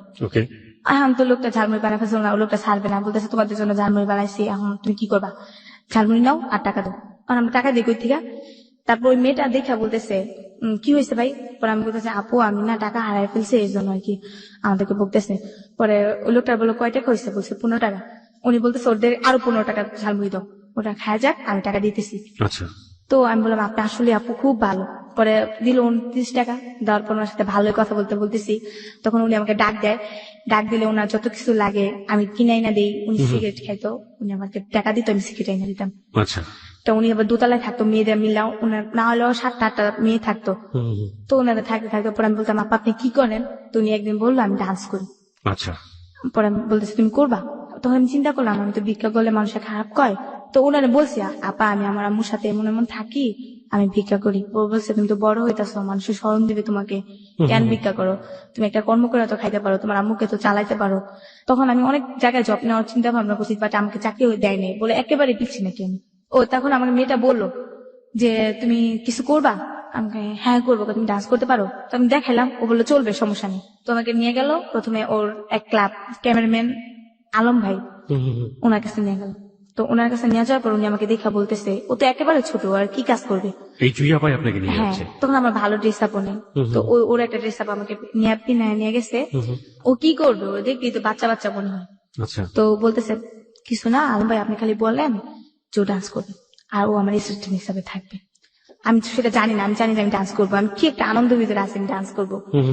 পরে এটা বলার পর ও বলে আচ্ছা ঠিক আছে চলবে, সমস্যা নেই। আলম ভাই বলে জুইটা আসলে কে ছিল? ওই ডান্স করতো। সেটা ঠিক আছে, কিন্তু ডান্স যেহেতু করতে সেজন্য জিজ্ঞেস করেছি, জুইটা আসলে কে ছিল? আমরা কি তাকে চিনি? না না, ও অতটা উজ্জ্বলতা না, অতটা মানে পরিচিত না। হ্যাঁ, মানে শুধু ডান্স করতো? শুধু ডান্স করতো। উনি ডান্স কোথায় করতো? মানে কাউকে শেখাতো নাকি সিনেমাতে করতো? না সিনেমাতে না, দেখা যাচ্ছে বিভিন্ন ধরনের বিচিত্র অনুষ্ঠান যেটাকে বলে, বিয়ে বাড়ির অনুষ্ঠান, যাত্রা, মানে মানুষের বিভিন্ন জায়গায় গিয়ে নাচাগুলো করে অনুষ্ঠানগুলোতে ও নাচতো। আচ্ছা ঠিক আছে। তারপর ওখানে আমরা নিয়ে যাই অতি ফাস্ট। তো তখন আমি যাই রাজশাহী দুর্গাপুর একটা জায়গায় যাই। তো ওরা সবাই আর কি মেকআপ করার পর তো ওরা স্টেজে যায়, তখন আর আমাকে মেকআপ করায় না। তো আমি চিন্তা করতেছি যে ওরা মেকআপ করছে, আমিও তো নাচবো, তো আমাকে মেকআপ করায় না কেন? পরে ওদের নাচতেছে, তো আমি বলছি জুয়াপা আমি কি ডান্স করবো না? হ্যাঁ করবি, তুমি আসতে না কালকে করবা। তো কালকেও আসলো, কালকেও না। আমি জিজ্ঞেস করার আগেই না যে মালিকের আন্ডারে আমরা গেছি, তো ওই লোকটা বলতেছে তোমার রান্না করা লাগবে। তা আমি তো রান্না করতে পারি না, যে বড় বড় পাতিল। এর ভিতরে কিন্তু আমি কিন্তু পলাই গেছি, আমার আম্মু কিন্তু আমাকে বিস্তারিত আছে, পাগল হয়ে গেছে, আমি বিস্তারিত আছে আমার আম্মু। আচ্ছা একটা জিনিস, সেটা হচ্ছে যে প্রথমত আপনি আপনার আম্মুকে বলে যাননি এরকম একটা বয়সে। আরেকটা ব্যাপার সেটা হচ্ছে যে আপনি কি নাচ করবেন না, এটা যে আপনি জুইকে জিজ্ঞেস করছিলেন, আপনি কি সেই সময় নাচ শিখেছেন? এই টিভিতে দেখতাম মানুষের ডান্স করতো, মানে একটা ছোট বয়স, আমি পারি আর না পারি আমি স্টেজে নাচবো, আনন্দ একটা অন্যরকম ছিল। হ্যাঁ তারপর ওই মালিক বলতেছে তোমার রান্না করা লাগবে। তো আমি বলতেছি আমি তো রান্না করতে পারি না, আমি কিভাবে রান্না করব? পরে আমাকে বলতেছে না করতেই হবে, আমাকে তো রান্না করার জন্য আনে নাই, আমাকে বলছে আমি ডান্স করবো। পরে মেয়েটা বলতেছে কিসের ডান্স, তুমি আমার সাথে অ্যাসিস্ট্যান্ট হিসাবে আসছো। তো তখন আমি খুব কান্নাকাটি করি, যেহেতু অচেনা একটা মেয়ের সাথে আসছি, ভয় লাগতেছে কিভাবে কি করব। আমি রান্না করি, তো একটা মেয়ে ছিল লিপি নাম, ও উনি যাত্রাবাড়ি থাকে, উনি আমার গুরু, সবসময় ওনার আমি মানি। জি। উনি আমাকে অতি ফার্স্ট মেকআপ করে, আমাকে ও অতি ফার্স্ট মেকআপ মানে বুঝলাম না। মানে তখনই আমাকে মেকআপ করে, ও আচ্ছা। বলে যে ও পারবে। আচ্ছা। তো ওই মেয়েটা নাচতো না, তা আমি ওর গানে শুনে না আমি বাইরে নাচতাম, তো আমার ডান্স গুলো কয়েকজন ফলো করে। আচ্ছা। করার পর দিয়ে ওই মেয়ের থেকে ভাই আমি খুব ভালো ডান্স করি, তো ওই মেয়েটা আবার ফলো করে যে না ওর থেকে তো ওই ডান্স করে, তো ও আমাকে এতগুলা গালাগালি করে না, তো ওর খুব হিটে আসে, তো ও বলে যে আমি মেকআপ করে দিব, আমি ওকে স্টেজ উঠাবো, ও যদি না পারে তখন যা বলার আমাকে বলবেন। তো আমাকে খুব ইমোশনাল ভাবে ইয়ে করে নেয়, তো আমি খুব মানে নার্ভাস হয়ে যাই যে প্রথম প্রথম স্টেজ উঠতেছি কি হয় না হয়। প্রথমে আল্লাহর নাম নিয়ে স্মরণ করে। এটা কিসের অনুষ্ঠান ছিল? এটা ছিল আপনার একটা স্কুল ফাংশন। School function. হ্যাঁ। ওকে, আপনাদেরকে ভাড়া করা হয়েছিল ওখানে নাচার জন্য। হ্যাঁ, dance এক ধরনের ডান্স গ্রুপ। ডান্স গ্রুপের নামটা কি জানেন? এটা মানে জাদু খেলা দেখায়, একটা মানুষকে 3টা টুকরো করে। এই গ্রুপের মধ্যে জাদুর খেলাও দেখানো হ্যাঁ, হতো। জাদু খেলা তারপর আমাদের 3টা নাচ দেয়া শেষ ওকে, করে। আমরা বুঝতে পারছি যে এরকম যে একটা গ্রুপ যারা বেসিক্যালি এন্টারটেইন করে, এরা নাচে, গান গায়। সার্কাস বলতে পারে। It's one kind of circus group. হ্যাঁ। ওকে, তারপর তারপর আমি প্রথমে ফার্স্ট স্টেজ উঠে আমাকে প্রথমে দেয়, সালাম করে আমরা স্টেজ উঠি। ওঠার পর আমার ডান্স দেখা সবাই বলে যে মেয়েটা আমাকে নিচ্ছে ওর থেকে আমি ডান্স ভালো পারি, যেটা মেয়ে আছে আমার সিনিয়র ওদের থেকেও ভালো, ওদের সব বেস হয়ে গেছে। আমি আমার ডান্স দেখে তো মালিকে বলতেছে শুধু শুধু ওরে বসায় রাখছি, এই মেয়ের থেকে তো আমার এই প্রথম নতুন মেয়েটাই তো ভালো কাজ করে। তো ওই মেয়েটা আমি খুব মানে ইয়ে করি যে ওর কারণে আজকে এতটুকু আসছি, বাট এখনো লাইক করি ওকে, আমি আর দেখি নাই। ওকে যদি শুনে থাকে তারপরে দোয়া করি ওনার জন্য আল্লাহ অনেক ভালো রাখে। কারণ উনি তো চ্যালেঞ্জটা নিয়েছিলেন বলে আপনি চ্যালেঞ্জটা নিয়েছে নিয়েছিলেন। আমার জন্য। তারপর নাম হচ্ছে লিপাপু। তারপর উনি আমাকে নিয়ে গেল, তো প্রতিটা শুতে আমি নিই। তারপর উনি আমাকে বললো শুধু ডান্স করলেই হবে না, মালিকে বলতেছে কিছু না কিছু শিখতে হবে, তুমি ডান্সের দিকে থাকলে হবে না, একটা খেলোয়াড়ের কিন্তু অনেক দাম। তো নতুন তখন, এখন বেতন পাবা 500 টাকা, তখন তুমি বেতন পাবা 2000 টাকা একটা খেলোয়াড় হলে। তো দেখো তখন তোমার ওয়েটটা কতটা থাকবে। এখন শুধু ডান্স করলে হবে না, পাশাপাশি খেলাও শিখতে হবে। তো আমাকে খুব লাইক করেন। খেলা মানে কি? সার্কাসের সার্কাস খেলা? খেলা, হ্যাঁ। ওকে। প্রথম দিন আমাকে একটা খেলা দেয়, স্টেজ থেকে অদৃশ্য হওয়ার খেলা। এবং এর মধ্যে আপনি আপনার মার সাথে কোনো যোগাযোগ নাই? না না না, ওকে।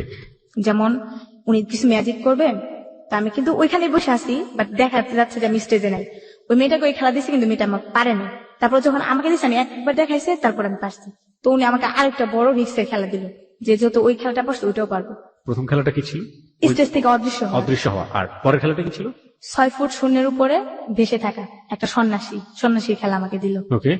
মেকআপ টেকআপ করে আমাকে সন্ন্যাসী রূপে ইয়ে করলো।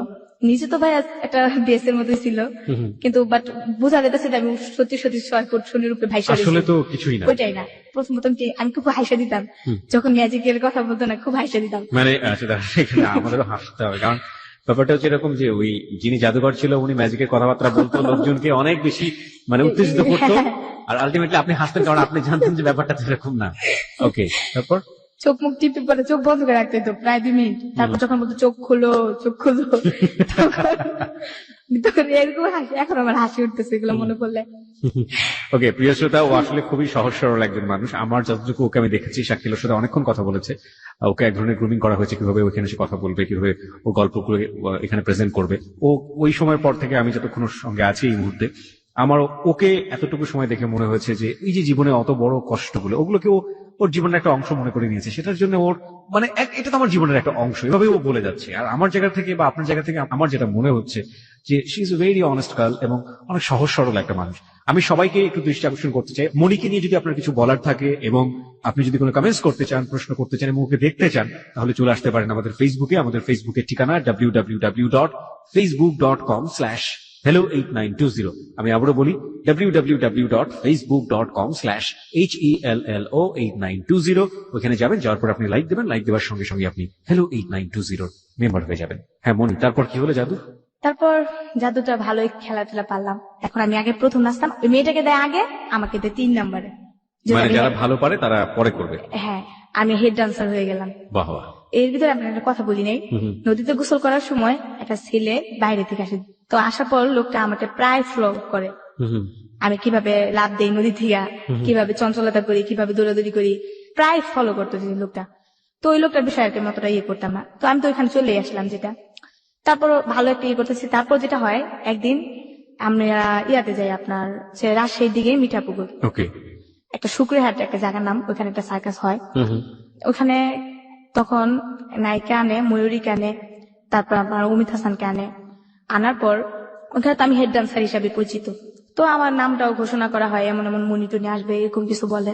তারপর আজানের সময় মাইক সারে, ওইখানে একটা মসজিদ ছিল, ওখানে মানুষরা খুব ভালো, সবকিছুতেই ভালো। তো ওইখানে মানে হুজুররা খেপা যায়, খেপার পর তখন আবার নায়িকারা যেহেতু আসছে আমাকে ফার্স্ট ডান্স করতে বলছে, তুমি ছোট মানুষ, তুমি আগে ডান্স করে আসো। তো সাউন্ড সিস্টেমের একটা ছেলে আজাদ নাম, ওর ব্যাপার না বললেই হয় না, ও আমাকে লাভ করতো, সেটা আমি বুঝতে পারতাম না। ওকে, তো তখন আমি ডান্স করতেছি, লোকজন ভালোই হয়েছে, টিকিট টিকিট কাটে আসছে। ডান্স করার সময় হঠাৎ করে কেমন জানি একটা বোতল আসছে না, ওইটা আমার দিকে ফিক্কা দিল কে জানি। তো দেওয়ার পর আমি অতটা খেয়াল করিনি, তারপর আমি ডান্স করতে আসছি।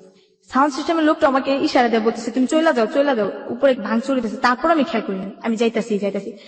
তারপর ডান্স করার পরে একটা লোক একটা বোতল দেয়া আমার চেহারার ভিতরে মারে, ওইটা আমার একটা পুরোপুরি কপালে লাগে, অনেকটা রক্ত হয়। যখন লাগে কপালে আমি থেমে দেখে ছায়া দেখি যে পুরা লোক দুইটা টিন টুন ভাঙচুর, লোকজন যাইতেছে এটা। ওইখানকার কমিটিরাও মনে করেন যে মেয়ে নিয়ে টানাটানি করতেছে, মেয়ে নিয়ে জঙ্গলে নিয়ে যেতেছে। আমি তো তোকে পোলাপান মানুষ, কিচ্ছু বুঝি না। তারপর যেটা হয়, পিছনে কিছু ঘটনা রেখে আসছি, এখন মনে পড়ছে। জি বলুন বলুন। এর ভিতরে আমি কিছু ফ্রেন্ডের সাথে আমার দেখা হয়, আমার কিছু বান্ধবী। আমি যখন রাস্তায় থাকতাম কুতুর খেলতে খেলতে ওদের সাথে পরিচয় হয়, 3টা বান্ধবী। পরিচয় হওয়ার পর ওই বান্ধবীরা আমাকে বলে যে এভাবে কতদিন ওরা আবার খারাপ ছিল ভাইয়া, যেটা খারাপ মানে কি বোঝাচ্ছে? খারাপ কাজ করতো, মানে এক ধরনের প্রস্টিটিউশন। হ্যাঁ, ওকে, ফিজিক্যালি রিলেশন করতো। তো ওইটা আমি আবার জানতাম না। তো ওরা খুব টাকা ভাঙতো, এতটাই টাকা ভাঙতো, আমাদের ঝালমুড়ি হয়তো আমাকে টাকা পয়সা সব দিতে হেল্প করতো। আমার আম্মুর সাথে রাস্তায় থাকতাম, শরম করতো, মাকে না বইলা ওদের সাথে রাত্রিকে থাকতাম। কোথায় থাকতেন? ওদের বাসা ছিল? ওদের বাসা আবার কেমন, 2টা মেয়ে 3টা মেয়ে একসাথে থাকতো, ওদের সাথে রাত্রে থাকতাম। এর ভিতরে ওর সাথে তো রিলেশন হয়। এর কয়েকদিন আগে আবার আমার আম্মুর সাথে যখন আর কি আমি চা খেতে যাই, একটা মেয়ের সাথে পরিচয় হয়। মেয়েটার নাম মিতু। তো মেয়েটা আমার সাথে দেখা, মেয়েটার আমার সাথে কিছু কথা বলে, আমিও বলি। আমি আবার ভাইয়া কি একটু আদরের, যেটা বলেন লোক বেশি, যে আমাকে একটু আদর করে বেশি, এখনো আমি ওর কাছেই যাই। তো মেয়েটা আমাকে, আমি আপনাকে একটু থামাচ্ছি, দুটা বিষয় একটু পরিষ্কার করে আমরা এই জায়গাটায় আবারও ফিরে আসবো। ওকে, একটা হচ্ছে যে আপনি আপনার মার কাছ থেকে প্রথম যেদিন না বলে চলে গেলেন, তারপরে আপনি কতদিন পরে আপনার মার কাছে ফিরে গিয়েছিলেন? ওইটা যে প্রোগ্রামে গেছে হ্যাঁ। প্রায় 2 মাস পর আমি আমার আম্মুকে 2 মাস পর? হ্যাঁ। তারপরে আপনি এখন আপনার আম্মুর কাছে ফেরেননি? এই যে না। গল্প বলছেন তার মধ্যে এইসব ঘটনা ঘটে যাচ্ছে, আপনি এখনো ফেরেননি আপনার মার না, কাছে? মানে আমি তো প্রোগ্রামে তো গেছি, এগুলো হচ্ছে পিসের ঘটনা, তখন আম্মুর কাছে থাকি। পিছের ঘটনা আপনি যেটা বলছেন সে জায়গাটা আমরা যাবো। আমি একটু প্রোগ্রাম থেকে আপনার মার কাছে ফিরতে চাই। আপনার মা তখন আপনাকে কি রিয়াকশনটা করলো ওটা জানাটা জরুরি, 1। 2 নাম্বার হচ্ছে ওই যে ঘটনাটা ঘটলো, বিশেষ করে যখন আপনার স্টেজে যেটা মারলো, ওই সময়টাতে আপনি তারপর আপনাকে সেভ করলো কিভাবে, আপনি কি করলেন? ও সেভ করছে যেটা, মালিক আয়সা, তখন ময়ূরী আপা বলতেছে এই হিরণ শাহ, মানে মালিকের নাম। ময়ূরী মানে কোন ময়ূরী? নায়িকা ময়ূরী আপা। আমাদের সিনেমার নায়িকা ময়ূরী? হ্যাঁ, ময়ূরী আপা। উনিও এইসব পারফরমেন্স, এইসব হ্যাঁ, স্টেজ? উনি স্টেজ প্রোগ্রাম করেন। ওকে, উনি কি আপনাদের লিডার ছিলেন ওই মুহূর্তে? লিডার বলতে কি, উনি একটা নায়িকা মানুষ না, উনিও তো ডান্স করার জন্য উঠছিল, ওনাকে দেখতে জন্য টিকিট কাটছিল, সার্কাসে আসে না এখন, ও সবাই ওনাকে দেখার জন্য টিকিট টিকিট কাটছিল ওইটাই। আচ্ছা। তো ময়ূরাপা খুব ভালো, যেটা আমি ওনার সাথে চললেই বোঝা যায় যে উনি কোন ধরনের। ময়ূরাপা এই হিরণ সাথে মেয়েদের কাকে সেভ কর, মেয়েদের তো টাইনা নিয়ে যেতেছে, 2টা মেয়ে অলরেডি টাইনা নিয়ে গেছে, ওই যে জুই ও আরেকটা মেয়েকে টাইনা নিয়ে গেছে অলরেডি, 2টা গাড়ি মনকে ভাঙচুর করছে ওনার। তো ময়ূরাপার ড্রাইভার ফোন করেছে, আপা কি করবো, গাড়ি তো ভাঙা ফেলতেছে, কি করবো? বলতেছে তুমি গাড়ি নিয়ে একটু সামনে যাও, আমি আসতেছি। তারপর ময়ূরাপা ওইখানকার এলাকার যেটা রংপুর, এখন মনে হচ্ছে রংপুর, যেগুলা মিঠাপুকুরে যে পুলিশগুলো আছে ওনাদেরকে ফোন করে, ওনারা আবার আস্তে আস্তে একটু লেট হয় আর কি। তারপরে আমি ময়ূরাপুর একটা খালাম্মা আর ওনার সাথে একজন যায়, উনি, তারপর অন্তরা, আমিন আর মালিক হিরণ সাবাই, ওনারা যাই গিয়ে একটা প্রফেসরের বাসায় উঠানোর পর প্রফেসরের বাসা পুরো ঘিরা দিয়ে ফেলে। তখন সাথে সাথে পুলিশ এসে পড়ে, পুলিশের কারণে আর কি এনজাম করতে পারি না অতটা, 2টা মেয়ে তো অলরেডি নিয়ে গেছে। তারপর ওই 2টা মেয়েকে পাইছে, এটা পরে ময়ূরাপা বলে এখানে আমার প্রোগ্রাম করা অসম্ভব, আমার জীবনে নিরাপত্তা নাই, এখানে আমি প্রোগ্রাম করবো না। আচ্ছা। তখন ময়ূরাপা চলে যায়, প্রায় 15 দিনের মতো মাঠটা বন্ধ থাকে, ওইখানে আমাদের থাকতে হইতেছে, ওইখানে শাক লতা পাতা টুকায় টাকায় খাইতে হইতেছে। তো এর ভিতরে ভাই পিছনে আরেকবারই যাইতে হয়। আচ্ছা। যেটা হয়, ওই যে আমি যে ছেলেটা বলছিলাম না যে আমাকে টাকা থাকতো, তো ওই যে আমার মেয়ে একটা বন্ধু ছিল, ওই মেয়েটার সাথে আমি কথাবার্তা বলার পর আরেকটা মেয়ের সাথে দেখা হয়, উনি ওনার হাজবেন্ড একজন ফর্মা মানে পুলিশের কাছে ইনফরমেশন করে। ওকে, সো হিজ আ ফর্মা। প্রিয় শ্রোতা, এখানে গল্পটা একটু জট পাকাচ্ছে, আপনারা একটু ঠান্ডা মাথায় জিনিসগুলোকে লক্ষ্য রাখবেন। ও বারবার ফ্ল্যাশ ব্যাকে যাচ্ছে এবং সেটা এই গল্পের প্রয়োজনই খুব বেশি প্রয়োজনীয়। একটা যেটা হচ্ছে যে ও একটা স্টেজে পারফর্ম করতে গিয়েছে এবং সেখানে কিন্তু ওর মাকে কিছু জানিয়ে যায়নি, এটা 2 মাসের একটা ব্যাপার। 1 সুতরাং ওর মার কাছে কিভাবে ফিরে গেল এবং মা কি রিয়াকশনটা জানলো, এটা জানা আমাদের জন্য খুবই জরুরি। এটা কিন্তু এখন ওই পার্টটা শেষ হয়নি। আরেকটা ব্যাপার যেটা, সেটা হচ্ছে যে এই স্টেজ পারফরমেন্সে এসে ঘটনার প্রাসঙ্গিকতায় সে বারবার ফ্ল্যাশব্যাক করছে, এবং ফ্ল্যাশব্যাকে আরেকটা জায়গায় সে গিয়েছে, সেটা হলো যে কোনো একটা ছেলে তাকে নদীতে গোসল করার সময় ফলো করতো, সেই ছেলেটার কোনো একটা প্রসঙ্গ এখানে আসছে, এবং সেই প্রসঙ্গের সাথে তার বান্ধবীদের প্রসঙ্গও জড়িত, যে বান্ধবীরা কোনো না কোনো ভাবে তাকে আশ্রয় দিত ঘরে থাকার জন্য, কিন্তু সে বলেছে যে বান্ধবী যারা আশ্রয় দিত তারা কিন্তু এক ধরনের প্রস্টিটিউশনের সাথে জড়িত ছিল। হ্যাঁ, এবার বলেন। ওই যে ফর্মার বউ যেটাকে বলছি, হুম। উনির সাথে আমার দেখা হয়। এটা আপনার বান্ধবীর বান্ধবী ছিল? হ্যাঁ ছিল। ওকে। নদীতে গোসল করতে গিয়ে আমার দুইটা বান্ধবী, হাসিনা নাম, ও আর আমি গোসল করতে যাই, দেখা হয়, দেখি উনি একা একা বসে আছে। তো আমরা বলতেছি, আপু আপনার কি মন খারাপ? না কিসের মন খারাপ, এমনি বসে আসছে। উনি বলতেছে, এই ঘটনার সাথে এই ঘটনার কি যোগ, কোনো যোগ কি আছে? হ্যাঁ যোগ আছে। ওকে, হ্যাঁ এই জন্য বলুন বলতেছি। তারপর। হ্যাঁ ওনার সাথে প্রায় অনেকক্ষণ কথা হয়। কথা হওয়ার পর উনি আমাদেরকে ওনার বাসায় নিয়ে যায়। জি। তখন আমরা সারাদিন না খাইছিলাম ভাইয়া। তো ও কিছু কাজ টাজ করতে পারে না, যেটা বলে ফিজিক্যাল রিলেশন করতে পারে না, ও খাইতেও পারে না। তখন কিন্তু আমি জানতাম না ওইগুলো করে। মানে ওই শরীরের কাজ নাই তো পেটে ভাত নাই। হ্যাঁ ভাইয়া। তারপর ওই মেয়েটা নিয়ে যায় ওদের বাসায়, বৃষ্টি না মেয়েটার। ওই মেয়েটার সাথে যে ওই ছেলেটা জড়িত আমি এবার জানতাম না। কোন ছেলেটা? যে ছেলেটা যেটা আপনাকে আমার follow টাকায় থাকতো, জড়িত মানে হচ্ছে ওর সাথে ফিজিক্যাল রিলেশন করতো। ফিজিক্যাল রিলেশন করে। এই ছেলেটার নাম বলেন তো কি? শাহিন। শাহিন। আচ্ছা, শাহিন বেসিক্যালি আপনাদেরকে তাকিয়ে থাকতো, কিন্তু শাহিনের সাথে আপনার বান্ধবীর বান্ধবী শারীরিক সম্পর্ক ছিল, তাই তো? নাকি বান্ধবী সম্পর্ক ছিল? বান্ধবীর বান্ধবী, যেটা আমাদের সাথে প্রথম পরিচয় হলো। এবং ওই বান্ধবী বিবাহিত ছিল? হ্যাঁ হ্যাঁ হ্যাঁ। এবং তার হাজবেন্ড ছিল হচ্ছে ফর্মা, হ্যাঁ। পুলিশকে ইনফরমেশন দিত। হ্যাঁ। জটিল। হ্যাঁ, তারপর? তারপর তো প্রায় মেয়েটার সাথে কথাবার্তা হয়, মেয়েটার সাথে দেখা যেত। একটা খারাপ মেয়ে একটা ভালো মেয়ের সাথে, একটা খারাপ মেয়েও যদি হাঁটে তো বলে কিন্তু ভালো, একটা খারাপ মেয়ের সাথে যদি একটা ভালো মেয়েও হাঁটে ভাইয়া, তাহলে বলে কি খারাপ। তো ও যে খারাপ ছিল আমরা জানতাম না। তো ওদের সাথে হাঁটাতে, মানে আমাদের এলাকা যেটাকে বলে বউ বাজার, ওই বাজারটা নাম করা হয়ে যায় যে আমরা, ও মেয়েটা খারাপ বৃষ্টি, ওর সাথে আমরা ঘুরি, আমরাও খারাপ। এক সময় অনেকে রাস্তাঘাটে দেখলে আমাকে বলতো যে কিছু টাকা দিয়ে আসবি। ওই ছেলেটা বলতো? ছেলেটা না, আমার মানুষে বলতো। মানুষরা আপনাকে বলতো? হ্যাঁ। হ্যাঁ। তারপর যেটা হয়, ওদের ব্যাপারটা আমি জানি না যে জোরা এসব কাজ করে। পর একদিন মেয়েটা আমাকে বলে, এভাবে তো জীবন চলে না। এগুলো কি আপনার স্টেজ পারফরমেন্সের আগের ঘটনা? হ্যাঁ হ্যাঁ, আগের ঘটনা। ওকে। পরে আমাকে বলে যে এইভাবে তো জীবন চলে না, তুমি এক কাজ করো, এ পথে নেমে যাও। তখন আপনার বয়স কত? 2008 সালের কথা। 2008 সাল মানে হচ্ছে তখন আপনার বয়স 13 থেকে 12 বছর। হ্যাঁ হ্যাঁ। আমি বলছি না, আমি এগুলো করবো না। তখন বলে, করো, তোমার সমস্যা কি, করো। তখন আমরা খাইতে পারতাম না ভাইয়া। তো ওই মেয়েটা অনেক কি করতো, আমাদের থাকার জায়গাও ছিল না। তো এর ভিতরে কিন্তু আমার মার সাথে আমি কথাবার্তা বলি না, ওদের সাথে থাকি। আমার সাথে দেখলে আমার সাথে কই, আমার সাথে কই আম্মা আমি এনে থাকি, আম্মা তুমি এনে থাকো, রাস্তায় আমার শরম করে, এগুলো বলতাম। আম্মা আবার আমার দিনের বেলা দেখা যেত, রাতের বেলা আমি ওদের সাথে থাকতাম, আম্মা কিছু বলতো না। তো পরে মেয়েটা, ওই যে ছেলে, ওই ছেলেকে কয় তুমি এগুলো করবা? আমি কই না, আমি এগুলো করবো না। করো, দেখ বাস্তবে অনেক কিছুই করে মানুষে। তারপর আমি রাজি হই এক পর্যায়ে ওই ছেলেটার সাথে। হ্যাঁ, আমি কিন্তু ছেলেটা চিনি না, ছেলেটা আমাকে প্রথম দেখায় নাকি বলে। তার মানে আমার যেটা মনে হয়েছে যে ওই ছেলেটাই আলটিমেটলি এই মেয়েটাকে দিয়ে আপনাকে পটানোর চেষ্টা করছে। ওকে এমনকি টাকাও খাওয়াইছে আমার জন্য। ওকে।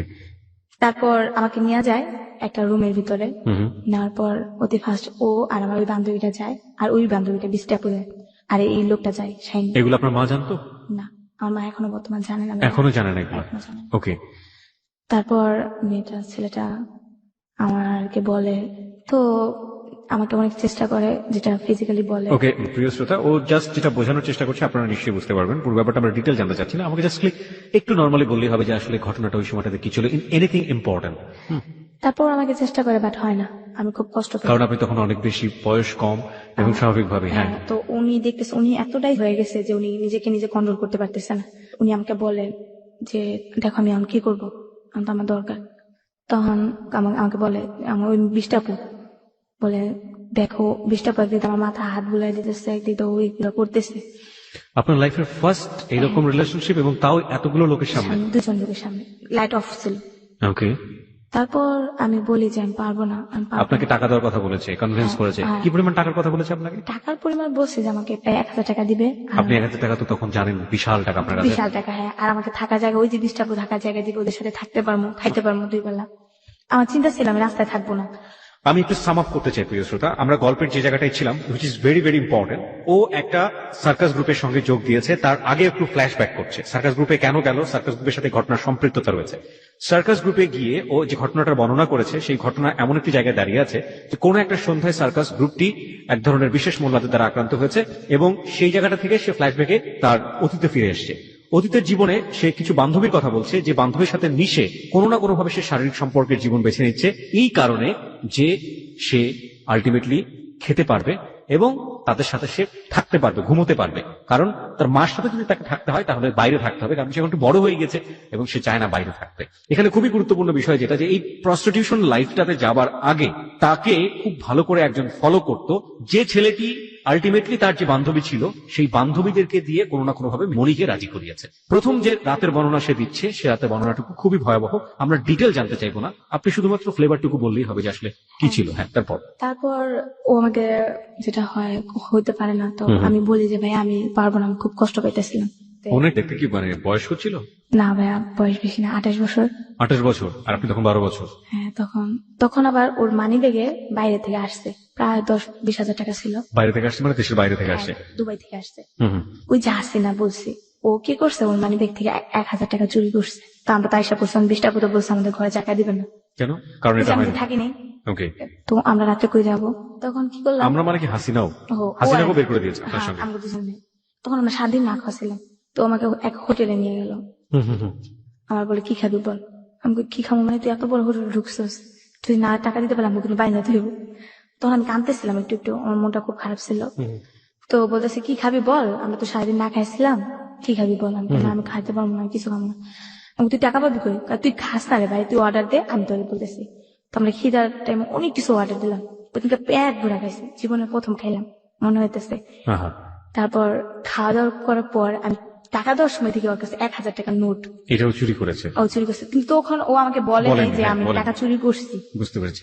তারপর আমি বললাম, হাসি ক সত্য করে তুই টাকাটা করতে পেয়েছিস? পরে কইতাছে টাকাটা আমি এমন ওই জায়গা থেকে চুরি করছি। তারপরে তো আমরা ভয় পেয়ে গেছি, যে লোকটা আমাদের ধরে 1000 টাকা কি মুখের কথা, এই যে গেল 1000 টাকা তো ভাঙাভাঙি করলাম। তখন মেয়েটার সাথে আমার আর কথাবার্তা হয় না। তো একদিন গোসল করতে গিয়ে মেয়েটার সাথে আবার দেখা হয়। কোন মেয়েটা এটা? ওই যে বৃষ্টি, যার পাশে আপনার থাকার কথা ছিল। হ্যাঁ, ওর সাথে দেখার পরে ও আমাকে বলে ঠিক আছে যাওয়া রয়েছে, কিছু করো না। তো এর ভিতরে নতুন গোসল করতে সময় একটা কোন জায়গায় গোসল করতেন আপনি? এটা তুরাগ নদী। তুরাগ নদীতে গোসল করতেন? হ্যাঁ। ওকে, হ্যাঁ, তারপর? তুরাগ নদীতে গোসল করতে সময় একটা ছেলে, সোহেল নাম, সেটা ভ্যান গাড়ি চালায়।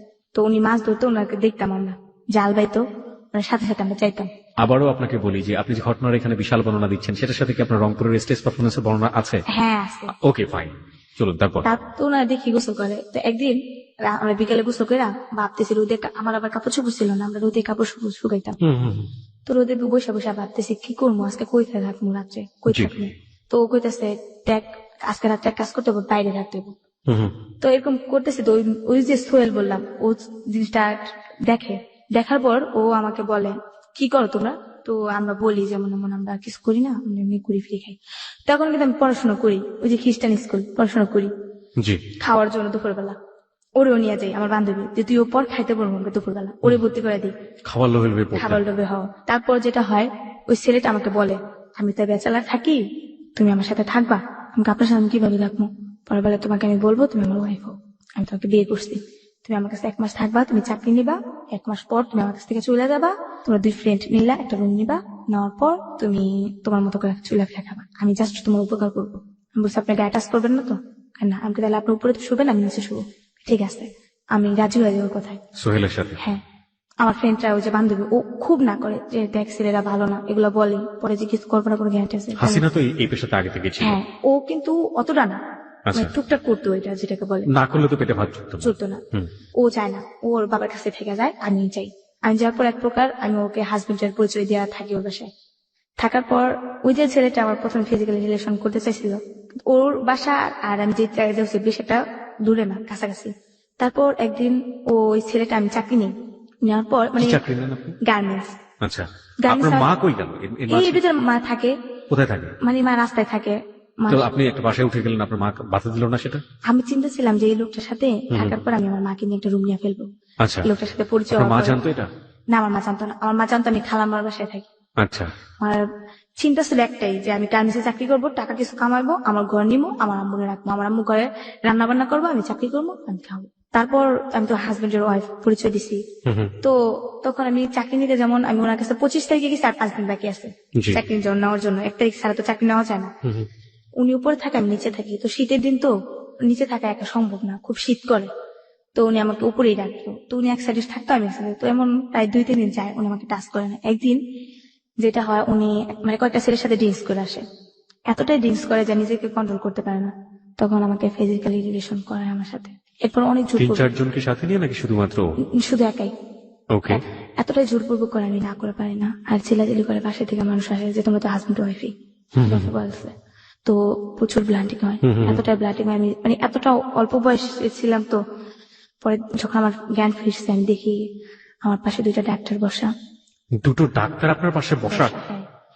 আপনার রুমের মধ্যে নাকি? রুমের ভিতরে। তার মানে ওখানে যে ছেলেটা যে থাকতো এটা কি এক ধরনের বস্তি ছিল? হ্যাঁ বস্তি ছিল। বস্তির মধ্যেই থাকে এরা? ডাক্তাররা কি বস্তির ডাক্তারই? না, ডাক্তার ছিল আপনার এমনি ফার্মেসি ডাক্তার। ফার্মেসি ডাক্তার নিয়ে আসছে। ওকে। লোকটা তো বুঝতে পারছে, বুঝছে নতুন বউ ওয়াইফ, তো লোকটা কিছু ওষুধ লিখে দেয় আমাকে, দেওয়ার পর আমাকে বলে কিছু হাঁটাচলা কম করতে, ভারী জিনিস কম নিতে আর কি বলে দেয় আমাকে। তারপর আমি তো ভারী জিনিস কমিয়ে নিই। তারপর যেটা হয়, কিছুদিন তোর কাছে থাকতেই হয় আমার, আমি কোথায় যাবো এই অবস্থা নিয়ে। তো আমি ফাইনালি ডিসিশন নিয়েছি ওকে নিয়ে আমি সংসার করবো, যেহেতু আমাকে ফিজিক্যালি রিলেশন করে ফেলছে। আপনি সিদ্ধান্ত নিয়ে ফেলছি। আমি পরে বলছি আমার আম্মু আছে, আমার আম্মু রাস্তা থাকে, আপনি আমার আম্মুকে নিয়ে আসবেন। তো যেটা হয়, কুরবানিতে আসে ও কি করে মাংস ঢুকাইতে যায়। কুরবানিতে তো আমি সারাদিন আমার বান্ধবী 2টাকে নিয়ে আসি, আমার বাসায় খাওয়াবো ওদের, ওরা তো আমাকে অনেক উপকার করছে। ও মা, কতক্ষণ পরে শুনি যে ও নাকি বলে মাংস ঢুকাইতে গেছে। এটা শুনে আমার না খুব শরম লাগে যে আমার হাজবেন্ডই বলতে এক হিসাবে বিয়ে হয়নি, কিন্তু আমরা সিদ্ধান্ত নিয়েছি বিয়ে করবো। তো আমার হাজবেন্ড ও এই মাংস ঢুকায়, আমার শরম লাগতেছে, আমি ওর সাথে মানে কথা বলি না, আমার কেমন জানি প্রেস্টিজে বাঁচতেছে। তারপর ও আমার বান্ধবীরা বলে, সি তোর হাজবেন্ড এগুলো করতে পারে? ওই যে বৃষ্টি, ওকেও দাওয়াত করছে আমার বাসায় আসার জন্য। তো ও আমাকে বুদ্ধি দিল যে তুই তো এগুলো করেই ফেলছিস, আর মনে কর তুই এখন আনমিনিট না, তুই এখন জাস্ট এগুলো করছি, এখন তুই একটা করতে পারিস, সমস্যা নেই, মানে প্রস্টিটিউশন আসতে পারিস। হ্যাঁ আসতে পারিস, সমস্যা নেই। তারপর এক সময় এগুলোতে আসলে তুই অনেক টাকা কামাইতে পারবি, তোর মায়ের না তুই সুখে থাকতে পারবি। তখন আমি চিন্তা করলাম যে আসলে তো ঠিকই বলছে। তখন আমি ওই চিন্তাটা করিনি যে আমি এগুলোতে যাইতেছি কেন, কিন্তু বিশ্বাস করেন ভাইয়া, তখন যদি আমার পিছনে একটা গার্জিয়ান থাকতো না, হয়তো আমি মনে ওরকমটা করতাম না। তারপর যেটা হয়, আমি ওই ছেলের সাথে ওদের সাথে চলে গেলাম, মানে ছেলেকে রেখে আপনি চলে গেলাম। তো ওদের সাথে রাত্রে 11টা-12টা রেল লাইনে বসে বসে ওরা আড্ডা মারতো, ছেলের সাথে আমি বসে থাকতাম, কথাবার্তা বলতাম। তো আমার ভাইয়ের কিছু বন্ধু বান্ধব দেখে ফেলে। আমি একটু আপনাকে থামাচ্ছি এই জায়গাটায়। আপনারা কিভাবে আপনাদের কাস্টমার বা এই যে ব্যাপারগুলো থাকে এগুলো কালেক্ট করতেন কিভাবে? হ্যাঁ বলতেছি ভাইয়া। জি। This track was downloaded from fusionbd.com. তখন কিন্তু আমি এগুলাতে আসিনি, ওই যে করছি তো ওইটাই। তারপর আমার কিছু ভাইয়ের বন্ধু বান্ধব দেখে ফেলে, দেখার পর আমার ভাইয়ের নলেজ যায়। তখন আপনি জাননি ওই জায়গাটাতে, মানে ওদের সাথে বসতেন শুধুমাত্র, কিন্তু আড্ডা চল্লাচ করতাম, কিন্তু কখনো করিনি। আচ্ছা। আমার ভাইয়ের কানে যায় যে তোর বোন রে দেখছো ওই জায়গায়, কি বোন করছো যে এরকম এরকম, ওরে নিয়ে রাখতে পারছ না তোরা, তুই ওই মেয়েটারে খারাপ বানাইতেছিস কেন, ও একটু বলে। তো আমার ভাই আমাকে একদিন রাস্তা থেকে আমাকে বাসায় নিয়ে আসে, নিয়ে আসা বলে তুই আর এখানে থাকবি না, তুই এনে ঘরে পড়াশোনা করবি, তুই বাসায় থাকবি, যাই করি আমি তোরে খামো, তুই বাসায় থাকবি, আমরা 2 ভাই বোন থাকবো। আর মারে নিয়ে আমো কিছুদিনের ভিতরে, মায়ের আমি 3জনই থাকবো। ভাই এই ডিসিশন নিয়ে। মা তখন কই থাকতো? মা রাস্তায় থাকতো। তখনও রাস্তায়? আচ্ছা, মাকে খুঁজে পেতেন? হ্যাঁ কথা বলতেছি, মা সবসময় এলাকায় আসতেছে, আমরা যে জায়গায় থাকি টঙ্গিতে। মা কি এক জায়গায় থাকতো নাকি বিভিন্ন জায়গায়? সারা জায়গায় বিক্রি করে এসে ওই জায়গায় বসে থাকতো। ওই একই জায়গায় থাকতো? আইসা পর আমরা একসাথে। কোথায় ওই জায়গাটা কোথায়? বউবাজার নিউজপাড়া। ওটা কি মানে হাট তো বা বাজার? হাট না, এরকম একটা এলাকা যেটাকে বলে একটা মহল্লা। ওই মহল্লায় কোথায় থাকতো? রাস্তার উপরে? হ্যাঁ রাস্তার ভিতরে একটা দোকানের সামনে বসে থাকতো। ওই একটা দোকানের সামনে সবসময় থাকতো? হ্যাঁ সবসময়। মানে ওখানে গেলেই ওনাকে খুঁজে পেতেন? হ্যাঁ ওইটা আবার কি ছিল, ওইটা আমার বাবার বাড়ির সামনে, কিন্তু মানে যে বাবা আপনাদেরকে তাড়িয়ে দিল সেই বাবার সামনে আম্মু বসে থাকতো। আর আমার আম্মু কি করতো জানেন, লাডি দিয়ে আমার বাবারে বকতো, আর বাবাই বলতো সবাই আমার আম্মু পাগল। ওই সময় ওখানে বসে বসে আমার আম্মু শুধু দেখতো যে ওর মান সম্মান কিভাবে ক্ষয় করা যায়, আমার আম্মু ওইভাবেই করতো। রাস্তায় রেখে রেখে আম্মু ওরে অপমান করতো, রাস্তার ভিতরে দাঁড়া করে নিত। মানে একটা নেতা মানুষ বুঝে নিত, একটা রাজনীতির সাথে একটা এক হিসাবে এখন বলতে পারেন একটা কাউন্সিলর উনি। উনি এখন কাউন্সিলর ওখানকার? হ্যাঁ। ওকে। ওনাকে মনে করেন যে রাস্তার ভিতরে ছেড়ে দিয়ে ফেলতো আমার আম্মু। লোকজন যদি জড়ো হয়ে যেত না, যে জিজ্ঞেস করতো কে উনি, পাগল তার চেয়ে গেছে, এগুলো বইলা আইসা পড়তো আমার বাবা।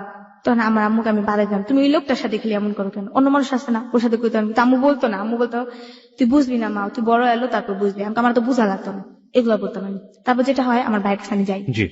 যার পর প্রিয় শ্রোতা, গল্পটা কিন্তু খুবই খুবই খুবই মনোযোগ দিয়ে শুনতে হবে। আমরা জানি না এটা শেষ পর্যন্ত গিয়ে কতটা বম্বিং করবে। আমরা বলতে পারি যে it will be like super blasting, যেটাকে বলে, কারণ গল্পের অনেকগুলো মোড় রয়েছে ওর জীবনের গল্পের, এবং কত সমাজের জ্ঞানী মানুষ এখানে জড়িত, এবং ওর যে লাইফ, ও মাই গড। তারপর আমার ভাইয়ের কাছে আমি যাই।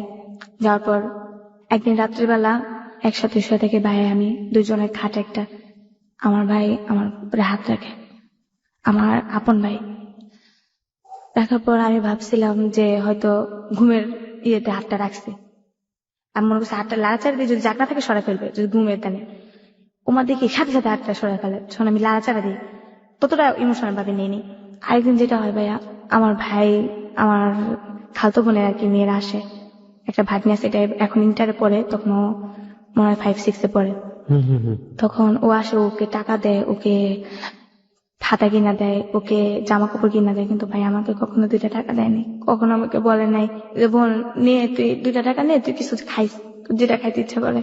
তো ওদেরকে আমার সামনে টাকা দিত, ওদেরকে নদী পানি নিয়ে ঘুরা যেত, কিন্তু ভাইয়া কখনো আমার রাস্তায় কথা বলতো না আমার সাথে। ও বলতো রাস্তায় কথা বলে নাকি ওর মান সম্মান চলে যাবে। আমার সাথে বাসায় জাস্ট সম্পর্ক, বাইরে না। তোমার ভাগ্নিদেরকে খাতা কলম কিনা দিত, কিন্তু আমাকে কিছু দিত না। আমি যে স্কুলে পড়তাম না, স্কুল থেকে 5-এ বৃত্তি দেওয়ার পর আমি রেজাল্ট ভালো করে আমি ওখান থেকে 700 টাকা পাই। 700 টাকার পর ওই টাকায় হাতে রাখি, ওইটা দিয়ে আমি ভাঙি, এগুলো কিনি, খাতা কলম কিনি। তারপর ওই দিন রাত্রি আমার ভাগ্নিদের টাকা টুকা দেওয়ার পর আমার ভাগ্নিরা চলে যায়। আসার পর তো কি করে, আমার ভাই আমাকে একটু জুস আছে না, ওই জুসগুলা নিয়ে আসে। জুসগুলা নিয়ে আসার পরে জুসের ভিতরে আমি দেখি যে কতগুলা ঘুমের ট্যাবলেট, যেটাকে বলে সাদা সাদা কি কি জানি ঢুকাই ওটার ভিতরে, ঝাঁকায় কতক্ষণ। আমি অতটা খেয়াল করি না, মুসুর টেবিলে খাইবো। আমাকে বলে তোর লেগে জুস আনছি, উঠ উইটা ঘুমাতে, ওইটা খাই নে আর আমার লেগে ভাত বাড়। তো আমি ভাইয়ের জন্য ভাত পারলাম, আমি জুস খেলাম। কিন্তু ভাইয়া আমি এত খুশি হয়েছি যে আমার ভাই আমার জন্য জুস আনছে, আমার জন্য এতটা ভালোবাসে আমার ভাই আমাকে। জুসটা খাওয়ার পরে আমি কেমন জানি ঘুমের হইয়া গেলাম। তারপর আমি শুইলাম, এক পর্যায়ে দেখি সকালে ওইটা আমার সালোয়ার ছিঁড়া, সালোয়ার ছিঁড়ে ফেলেছে। হ্যাঁ সালোয়ার ছিঁড়া, তারপর সামনের দিক দিয়া। কিন্তু ফিজিক্যালি রিলেশন হয়েছে কিনা আমি বুঝতে পারিনি, আমি আপনি জানিও জানেন না না, ওটা? কারণ আমার মনে হয় না, কারণ ভাই বোন কি বলে আল্লাহর আপনি ওটা তরফে। বিলিভ করতে পারেন না, ওকে? আপনার বিলিভের জায়গা থেকে আমরা থাকতে চাই, বাট আপনি যতটুকু বলেছেন অতটুকু হজম করাই আমাদের জন্য খুবই কষ্টকর। But the reality is the reality. সত্যটা চরম সত্য, জঘন্য সত্য, মর্মাহত সত্য, বিধ্বস্ত সত্য, আপনি যাই বলেন না কেন সেটা সত্য। The reality is reality. কোনো বোন তার ভাইয়ের বিরুদ্ধে কখনোই কোনোদিনও গীবত করবে না, বা আমরা বলতে পারি না কখনো এই ধরনের অ্যাকিউজমেন্ট নিয়ে আসবে না যেটা তার ভাই করেনি। প্রশ্নই ওঠে না। এতক্ষণ পর্যন্ত তার ভাইয়ের কাছে যাওয়ার জন্য, তার ভাইয়ের একটু ভালোবাসা পাওয়ার জন্য তার যে আকুতি, সেটা কিন্তু এই এতক্ষণ পর্যন্ত পুরো গল্প জুড়ে উঠে এসছে। কিন্তু এই পার্টটা, this is really really really really hated part of today's Halloween 920। ওকে, তারপর যেটা হয় ভাইয়া, এগুলা দেখা আমি তারপর মনে করছি হয়তো ঘুমের দেয়, তারপর আমি ইমোশনাল ভাবে নিয়ে নিই, মনে করছি ঘুমের দেয় শিখতে পারে, কারণ আমার তো একটা কাপড় চোপড় বছরের পর বছর সিধা দিতে পারে, কাপড় পিছিয়ে দিতে পারে। তো একদিনকা ভাইয়া চলে যায়, আমি দরজা জানলাম অফ করে, মানে জানলাটা ছিল যেমন শিক নেই, একজন ঢুকা যায় জানলাতে, তো কাঠের দরজা ছিল, দুই দরজা, আমি সিটকাই মেরা, আর জানলাটা তেমন রশি দিয়ে বাঁধানো ছিল, সেটা মানে বাইরে থেকে ঢুকার কোনো পরিস্থিতি নেই। তো ওই দিনকে আটকে আমি শুয়ে আসছি। তো অর্ধেক রাত্রে আমি ঘুমের থেকে কেমন যেন সজাগ করে দেখি আমার ভাই আমার উপরে, মানে আমার উপরে। তো ভাইয়া তখন আমি কোথায় ছিলাম, আমার পক্ষে যে এটা এতটা গুরুত্ব ভাবে নিমু আমি কিভাবে বলবো ভাই, আমার এতটা কষ্ট লাগছে যে শেষ পর্যন্ত ভাই আমার কাছে এরকম করতে পারলো, এটা মানে কিরকম একটা কষ্টের ভিতরে চলে গেছিলাম আমি। তারপর যেটা হয়, আমি এক ধরনের এরকম করি, তারপর ভাইয়া আস্তে আস্তে নেমে যায়। তারপর আমিও ভাইয়ারে কিছু বলি না, ভাইয়া আমাকে কিছু বলেন না। মানে এত বেশি লজ্জা পান আপনি যে আপনি ওই সময় রিয়াক্ট করাটারও ভাইয়া আমি এতটা কান্না করছি, আমার মনে হয় আমার বালিশের যতগুলো তোলা ছিল সবগুলো মনে হয় ভাইয়া চিপড়াইলে মনে হয় পানি পড়তো ভাইয়া। এতটা কান্না করছি যে আল্লাহ কি আমার কপালে এগুলাই রাখছে, ভিক্ষা করছি, খাইছি, বাপের তো আদর পাইনি, জন্মের পর তো বাপ দেখি নেই, ভাই মনে করছি সবকিছু। মানুষের বাইরে দেখে কত আদর করে, কত জায়গায় কত কিছু কিনে নিয়ে যায়, কত কিছু বোনের জন্য কত কিছু ইয়ে নিয়ে যায়, বোনের জন্য যাইতে সময় দোকান থেকে টাকা দেওয়া যায় যে তুমি কিছু খায়ও, এটা করো এটা করো, কিন্তু আমার ভাই ওরকম ছিল না। আমার ভাই কোনোদিন আমার একটা টাকা হাতে দেয় নাই যে বলি তুই এটা কিনা খাইস, তো খাইতে মন চাই কিছু, আমার মারে কিছু ভালো করে আদর করে না, আম্মু তুমি কিছু খাইবা, কিচ্ছু বলে না, মানে আমাকে দেখতেই পারতো না। তো আমি চিন্তা করছিলাম কখন সকালটা হবে, কখন সকালটা হবে। সকালটা হয়েছে, আমি না করে বললাম আমি বাইরে থেকে আইসা পড়ছি। আইসা পর ওই যে আমার ফ্রেন্ড বান্ধবী, ওদের সাথে আসলাম। আসার পর সারাদিন ওদের সাথে ঘুরলাম। ওই যে আপনার প্রথম যেটা আমাকে শাইন ফিজিক্যালি রিলেশন করতে চাইলো, ও আমাকে নাম্বার দিছে। তো ওর নাম্বারে আমি একটা ফোন করলাম, তখন আমার খুব টাকার প্রয়োজন ছিল, থাকার জায়গা ছিল না। তো ও আমাকে বললো এমন জায়গায় আসো, আমি তোমাকে নিয়ে যাবো এক বাসায়। এগুলো কি আপনার সব নাচে যাওয়ার আগের ঘটনা? আগে ঘটনা বা এগুলো বলতে আমার মনে নেই আর কি। আচ্ছা ঠিক আছে, সমস্যা নেই। প্রিয় শ্রোতা, আপনাদেরকে আবারও কিন্তু মনে করিয়ে দিচ্ছি আমি যে ওর কিন্তু নাচে চলে গিয়েছে, সেই পার্টটা কিন্তু প্রথমে বলেছে, কিন্তু তারপরে কিন্তু ফ্ল্যাশব্যাকের মেমোরি হচ্ছে এগুলো। আপনারা নিশ্চয়ই জানেন যে নাচে চলে যাওয়ার পার্টটা, যে 2 মাসের পার্ট, সেটা একেবারেই ওর নিজের মনের, এবং ও ওর মাকে পর্যন্ত জানিয়ে যায়নি। সেই মোমেন্টটা থেকে ও কিন্তু ফ্ল্যাশব্যাকে এসে ওর জীবনের এই গল্পগুলো বলছে। আপনাদের সবাইকে একটু খেয়াল রাখার জন্য বারবারই মনে করে দিচ্ছি। হ্যাঁ, তারপর ওই যে শাইন, ও আমাকে নিয়ে যায় শীতের দিন 2009 শেষ দিকটা এক চাচির বাসায় নিয়ে যায়। নিয়ে যাওয়ার পর ওই দিনকে উনি আমাকে ফিজিশিয়ান রিলেশন করে। সকালবেলা ও আমাকে 500 টাকা দেয়। 500 টাকা দিয়ে আমি একটা বস্তিতে একটা রুম নিই, নিয়ে 300 টাকা অ্যাডভান্স দিই, 200 টাকা দেওয়া 6-7টা সালা কিনি ওগুলো বিছায় থাকার জন্য, কিছু বালিশ টালিশ কিনি। এগুলো খাওয়া দাওয়ার ব্যবস্থা কিন্তু করিনি, থাকার ব্যবস্থা আগে করছি, আমরা 2 বান্ধবী মিলে করি। তারপর আমি একটা কি, আমি খারাপ ছিলাম, বাইরে ছিলাম, কিন্তু আমি যে জায়গাটা থাকি ওই জায়গাটা সেফ ভাবে থাকি, যেটা আমাকে কেউ বুঝতে না পারে আমি খারাপ। তারপর যেটা হয়, আমি মাথায় কাপড় টাপড় দিয়ে চলি, কিন্তু ও মাথায় কাপড় দেয় না, ও একটু খারাপ ভাবে চলে। তো ওকে বাড়িওয়ালা বলে ওকে নিয়ে থাকলে তোমাকে থাকা হবে না, তুমি রুম সাইডে দিবা। আমি বলছি ওর কারণে আমি কোথায় থাকবো, আমি ওকে বলি তুই একটা ব্যবস্থা করে নি। তো ওর সাথে আমার প্রায় ঝগড়া লাগতো এই মেয়েটার সাথে। তো ও চলে যায়, যার পর আমি একাই থাকি। তারপর আমি আমার আম্মুকে নিয়ে আসি, আমার আম্মুকে নিয়ে ওই বস্তির ভিতরে থাকি। তো আম্মু কিছু টাকা দেয়। এর ভিতরে আবার ওই যে শাহিন, ওর সাথে আমি যাই, ও আমাকে কিছু টাকা দেয়, মাঝে মধ্যে যাই, ও আমাকে 1500 হেল্প করে। এর ভিতরে আমি একটা জব পেয়ে যাই, ওইখানে আমি কাজ করি, আমাকে 1500 টাকা স্যালারি ধরে। তো এর ভিতরে আমার আম্মুর এমন একটা অসুখ হয়, ওই যে বলছিলাম ফকিরখানা যে একটা অসুখ, পাতলা পায়খানা, ওইখানেও এরকম হয়ে যায়। ইমিডিয়েটলি আমার নিম্নে তো 1000 টাকা দরকার। আমি কিভাবে পাবো ওই মুহূর্তে 1000 টাকা, কই পাবো? আমি চাইছিলাম এইগুলো সাইডা দেবো, সাইডা আমি যে জব পাইছি এগুলোই করবো, কিন্তু সারার আমার কপালে সহ্য হলো না। তারপর আমি আবার ওই ভাইটার ফোন দিলাম, শাহিন, যে আমার কিছু টাকা দরকার, আপনি আমার কিছু হেল্প করবেন। তো উনি আমাকে বললো আসো আমার সাথে, যেটা হয় ওনার সাথে আবার রাত্রে থাকলাম, উনি আমাকে 1000 টাকা দিল। দেওয়ার পর আমার আম্মুকে স্যালাইন দেওয়াই। তারপর থেকে এই যে জুই ঝালমুড়ি খাইতে গিয়া ওই জবটা ছেড়ে দিই, খারাপ কাজে লিপ্ত হয়ে যায়। আম্মু আমার সাথে রাগারাগি করে, আম্মুর সাথে আমার ঝগড়াঝাটি হয়, আম্মু জায়গা চলে আবার আসে, এরকমই হয় আর কি। মানে এই যে কাজটা, আপনি এই কাজটা করছিলেন এবং এটা করতে গিয়ে আপনি যখন দেখলেন যে না, এটা থেকে আপনি বের হয়ে আসতে পারছেন না, সেই মুহূর্তে ঝালমুড়ি খাইতে গিয়ে জুইয়ের সাথে পরিচয় হলো, এবং জুই বললো আপনাকে ডান্সে নিয়ে যাবে এবং ডান্স করাবে। তো আপনি কাজ চাচ্ছিলেন, তো আপনি ডান্সে চলে গেলেন, এবং তখনও আপনি আপনার মাকে ওই বস্তুতে রেখে এসেছেন এবং আপনার মা এটা জানে না, রাইট? এবং তারপরে গেলেন, যাওয়ার পরে আলটিমেটলি যে ঘটনাগুলো ঘটলো একের পর এক, এবং লাস্ট মোমেন্টে এসে কোন এক সন্ধ্যায় মোল্লাদের দ্বারা আক্রান্ত হলো আপনাদের ডান্স গ্রুপ, এবং ডান্স গ্রুপ আক্রান্ত হবার পর আপনারা গিয়ে এক প্রফেসরের বাসায় উঠলেন, ওই জায়গাটায় আপনি ছিলেন, এবং সাথে ময়ূরী, যেটা আপনি ময়ূরীকে ময়ূরী ম্যাম বলছেন বা আপা বলছেন, আমাদের চিত্র জগতের ময়ূরী, যাকে এক নামে সবাই চিনবে, সেও ছিল আপনাদের ডান্স গ্রুপে। তো এই সময়কার গল্প আর কি, এবং আপনার দৃষ্টিকোণ থেকে ময়ূরী ওয়াজ সো গুড উইম্যান, ওই সময় খুব ভালো মানুষ ছিলেন উনি, এবং আপনাদের সবাইকে হেল্প করছিলেন। হ্যাঁ, ওই জায়গা থেকে আপনি ফ্ল্যাশব্যাকে গিয়েছিলেন, একেবারে আগের গল্পগুলো বললেন। এখন আপনি আমাকে বলেন যে এই গল্পটার সাথে বা আগের যে গল্পগুলো বলেন, এই জায়গাটা থেকে আপনি কেন পেছনে ফিরে গেলেন? রিলেশনটা আসলে কোথায়? ওই যে শাহিন, শাহিনকে নিয়ে উদ্দেশ্যটা। আচ্ছা ঠিক আছে, তো শাহিন, এখন শাহিনকে আপনি এতক্ষণ ধরে পরিচয় করালেন, হুইজ শাহিন, এবার বলুন। তারপর যেটা হয়, ওই যে আমি তো প্রোগ্রামে আসতে বন্ধ হয়ে গেছে প্রোগ্রামটা, এখন তো সবাই যাত্রার মতো পলায় চলে যেতেছে, ঢাকায় এসে পড়তেছে। তো আমি পলায় আসবো কিভাবে? আমার কাছে টাকা নেই, কিভাবে আসবো? আমাকে টাকা দেয়ও নেই এর ভিতরে। তো একদিন কি করলাম, ওই যে শাহিন, ওর নাম্বারটা তো আমার মুখস্থ, ওর নাম্বারে আমি ফোন করলাম, ভাইয়া আমি আমি তো একটা প্রোগ্রামে এসে এরকম এরকম আটকে গেছি, তো আমাকে কিছু হেল্প করবেন? তো আমার এই কথা শুনে ও আমাকে বললো দেখো কোথাও ফোনে টাকায় নেয় কিনা। তারপর যেটা হয়, তো আমাকে 500 টাকা পাঠায়। তারপর ওইখান থেকে আমি কি করি, পলায় আসার জন্য রেডি হই। তারপর যেটা হয়, ওই যে আমি যে বস্তিতে থাকতাম ওই বস্তিতে আইসা পড়ি। তারপর আইসা দেখি আমার আম্মু নাই, আমি যাওয়ার পর দিনকে আম্মু চলে গেছে। তো এতদিনে তো ভাড়া জমে গেছে, প্রেশার দিতেছে যে ভাড়া দিতে হবে এন তেন। তো আমি বলছি আমাকে থাকতে দেন, কিছুদিন সময় দেন, আমি ভাড়া দেব। তারপর ওই যে শাহিন, ও আমার জীবনের সবচেয়ে বলতে পারেন একটা শুভাকাঙ্ক্ষিকা, যে ও আমাকে অনেক হেল্প করছে, বাট এতটাই হেল্প করছে যে আমার মা বাবা, আমার আত্মীয় স্বজন, আমার ফ্যামিলি কেউ আমাকে এতটা হেল্প করে। নিজের ভাই তো অবশ্যই না, নিজের ভাই দূরের কথা, কেউ এরকম করেই নেই। তারপর যেটা হলো, কিছুদিন ও আমাকে হেল্প করলো, আমাকে কিছু টাকা পয়সা দিল। হেল্পের বিনিময়ে তো আপনার সাথে শারীরিক সম্পর্ক, রাইট? শারীরিক, হ্যাঁ হ্যাঁ। ওকে, আমি ঠিক জানি না এটাকে হেল্প বলে কিনা। ওকে, তারপর আমার কাছে বাট হেল্প, কারণ আমি অনেক কি করছি, আমি ওর উপর করছি, বাট ওর হয়তো উপকার হয়েছে, কিন্তু আমারও এখান থেকে উপকার হয়েছে, যেটা আমি এত বিপদের সময় কি বা আমার কাছে ইউজ করতো বা কি আমাকে টাকাটা দিত। তারপর যেটা হয়, ও আমাকে কিছুটা হেল্প করে, আমার সব প্রবলেম সলভ করে। তারপর এর ভিতরে আমার একটা খালাতো বোন জর্ডান থাকে, উনি ওইখান থেকে বিয়ে করছে, ওইখান থেকেই ছেলে মেয়ে হয়েছে। ও বাংলাদেশে আসছে, বাংলাদেশে আপনার শ্রীপুর, ওইখানে ও বাড়ি করছে। উনি আবার সোয়েটারের কাজ জানে, তো আমাকে বললো এইভাবে কতদিন ঘুরবা, তুমি আমার কাছে আইসা পড়ো, তুমি সোয়েটারের কাজ শিখবা। ওকে। তো ওর কাছে না চাই, এর ভিতরে আমি আমার মামার কাছে গেলাম। আমার মামা বললো তুমি চাকরি করবা, তুমি থাকবা খাইবা।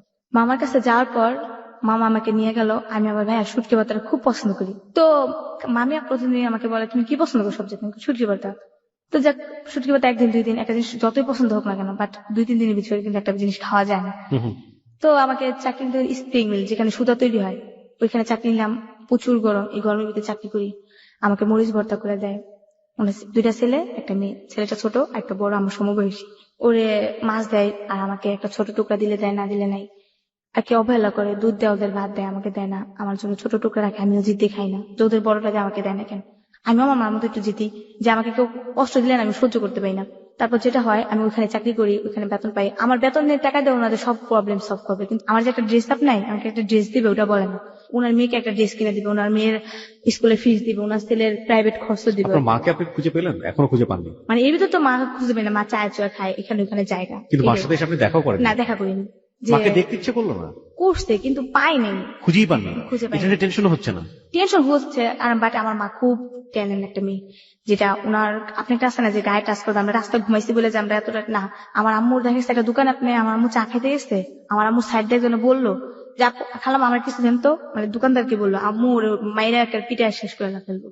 আমার উপর দিয়ে আসতো কেন, কেন দুনিয়ার জায়গা নেই, আর জায়গা আছে ওইখান দিয়ে চলে যাও, আমার উপর দিয়ে আসতো কেন? মেয়ে দেখলে কি মাথা নষ্ট হয়ে যায়? একটা ডাইরেক্ট আমার মানে বলে পড়ে।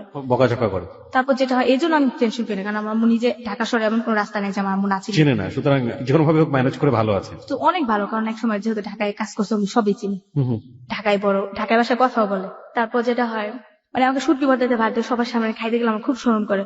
সব আমার কথা কি প্রতিদিন শুটকি ভর্তা দিয়ে ভাত দেয়, এমনি ভাত দিতে পারে না ভালো কিছু দেয়া।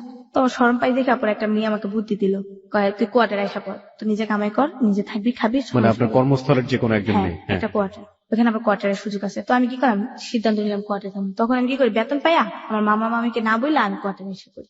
আচ্ছা। পরে এখানে আবার আমার মা আসে, আইসা আমার খালা যেটা নিচু খালা টুঙ্গিতে থাকে, ওর কাছে খবর নেয় যে আমি আমার মামার কাছে আইসা পড়ছি। মায়ের খবর টবর নিয়ে আমার মা ওইখানে আইসা পড়ে। আসার পর আমি তো চাকরি বাকরি করি, ঘরে জিনিসপত্র করছি, 2700 টাকা বেতন পাইছি। আমার টাকা দেখে কেন, আমার একটা মানে ওইটা অন্যরকম, আমি চাকরি করি আর কিছু না, একটা আর তখন আমার মাও তো ফ্যাক্টরিতে আইসা বলতেছে তোমার আম্মু আসছে, আমি বিশ্বাস করি না। মনে করছি আমি তো যদি বেতন নিয়ে আইসা পড়ছি, যে আমার বাসায় গিয়ে কিছু বলে মারধর করে, আমি বলছি আমার আম্মা আসে, আমার আম্মা নিয়ে আসতে করে, আমি বিশ্বাস করি আমার। তারপর কি হলো, আম্মা আসলো গেটে, আম্মুরে দেখা তো আমার খুশি দেখেন, আম্মুরে চলে দেখছে মা তোমার আর ভিক্ষা করতে হতো না, তুমি এখন থাকবা, তুমি এখন খাবা, আর কোনো কষ্ট না। মনে করো তোমার মেয়ে বড় হয়ে গেছে। এই কতদিন পরে দেখা? 2 মাস? প্রায় 3 মাস। 3 মাস, ওকে। আম্মু তো আমার জড়াই ধরে কান্নাকাটি, তুই কেন আমার হয়ে গেছিস, তুই কি বড় হয়ে গেছে, হাত পা খোঁজা হয়ে গেছে। তো আম্মুরে নিয়ে রাখলাম। তখন আম্মুর এক চান্স আমি কাপড় কিনে দিলাম, আম্মুর যত কিছু লাগে সবকিছু কিনে দিলাম। আম্মুরে বললাম তুমি লাঠি পর দিবা না, কারণ শরম লাগে লাঠি পর দিলে। তারপর আম্মু লাঠি পর দিয়ে হাঁটে, আমাকে ধরে হাঁটতো, তারপর মা আম্মু লাঠি পর দেয়। তারপর এমনি কি হলো, আম্মু ওনার ছেলেটাকে খুব ভালোবাসে, ছেলেকে না দেখলে পাগল হয়ে যায়। তারপর আয় তোর ভাইয়ের কাছে যাই আমরা, কিন্তু আম্মুর কাছে আমি বলিনি যে আম্মু আমার কাছে এইগুলো ঘটছে। তারপর আম্মু বলে যে চল আমি যাই, এখান থেকে আমরা চলে আসি। আসার পর আমি আর ওই জবটা করি না, আসা পড়ি টঙ্গিতে। টঙ্গিতে আসার পর এখানে আবার একটা রুম নিই, পরে এখানে থাকি। তারপর আম্মুর সাথে আমার ঝগড়ায়, যে কোনো একটা বিষয় নিয়ে এমনিতে যখন আম্মু চলে যায়, আবার আমি আবার একা একা থাকি, আবার ওই ফ্রেন্ডদের সাথে আড্ডা মারি, ওরাও এরকম খারাপ কাজ করি। হ্যাঁ, এর ভিতরে বলি যে আমার আপুর কথা বলছি, ওই আপুর বাসায় আবার যাই, রোজার ঈদ আসা পরে প্রায় কাছে। কোন আপু এটা? জুই না, ওই যে আমার একটা ফাতেমা আপু, যেটা উনি জর্ডান থেকে আসতে, ওকে। উনি আমাকে নিয়ে যায় ওনার বাসায়, নিজের বাড়ি করছে। বর্তমানে আমার আম্মু ওইখানে আছে। তো দাঁড়ান বুঝিনি, আপনার তো জর্ডান থেকে মামা মামি আসলো?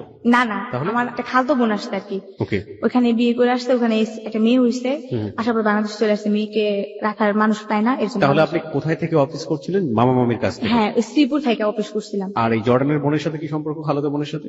এই টুঙ্গি তাইসা উনিও আসতে, দেখতে আসতে ওনাকে দেখার পর। হ্যাঁ, ওকে। তারপর উনি আমাকে বললো এইভাবে আর কতদিন, তুমি আসো আমার সাথে।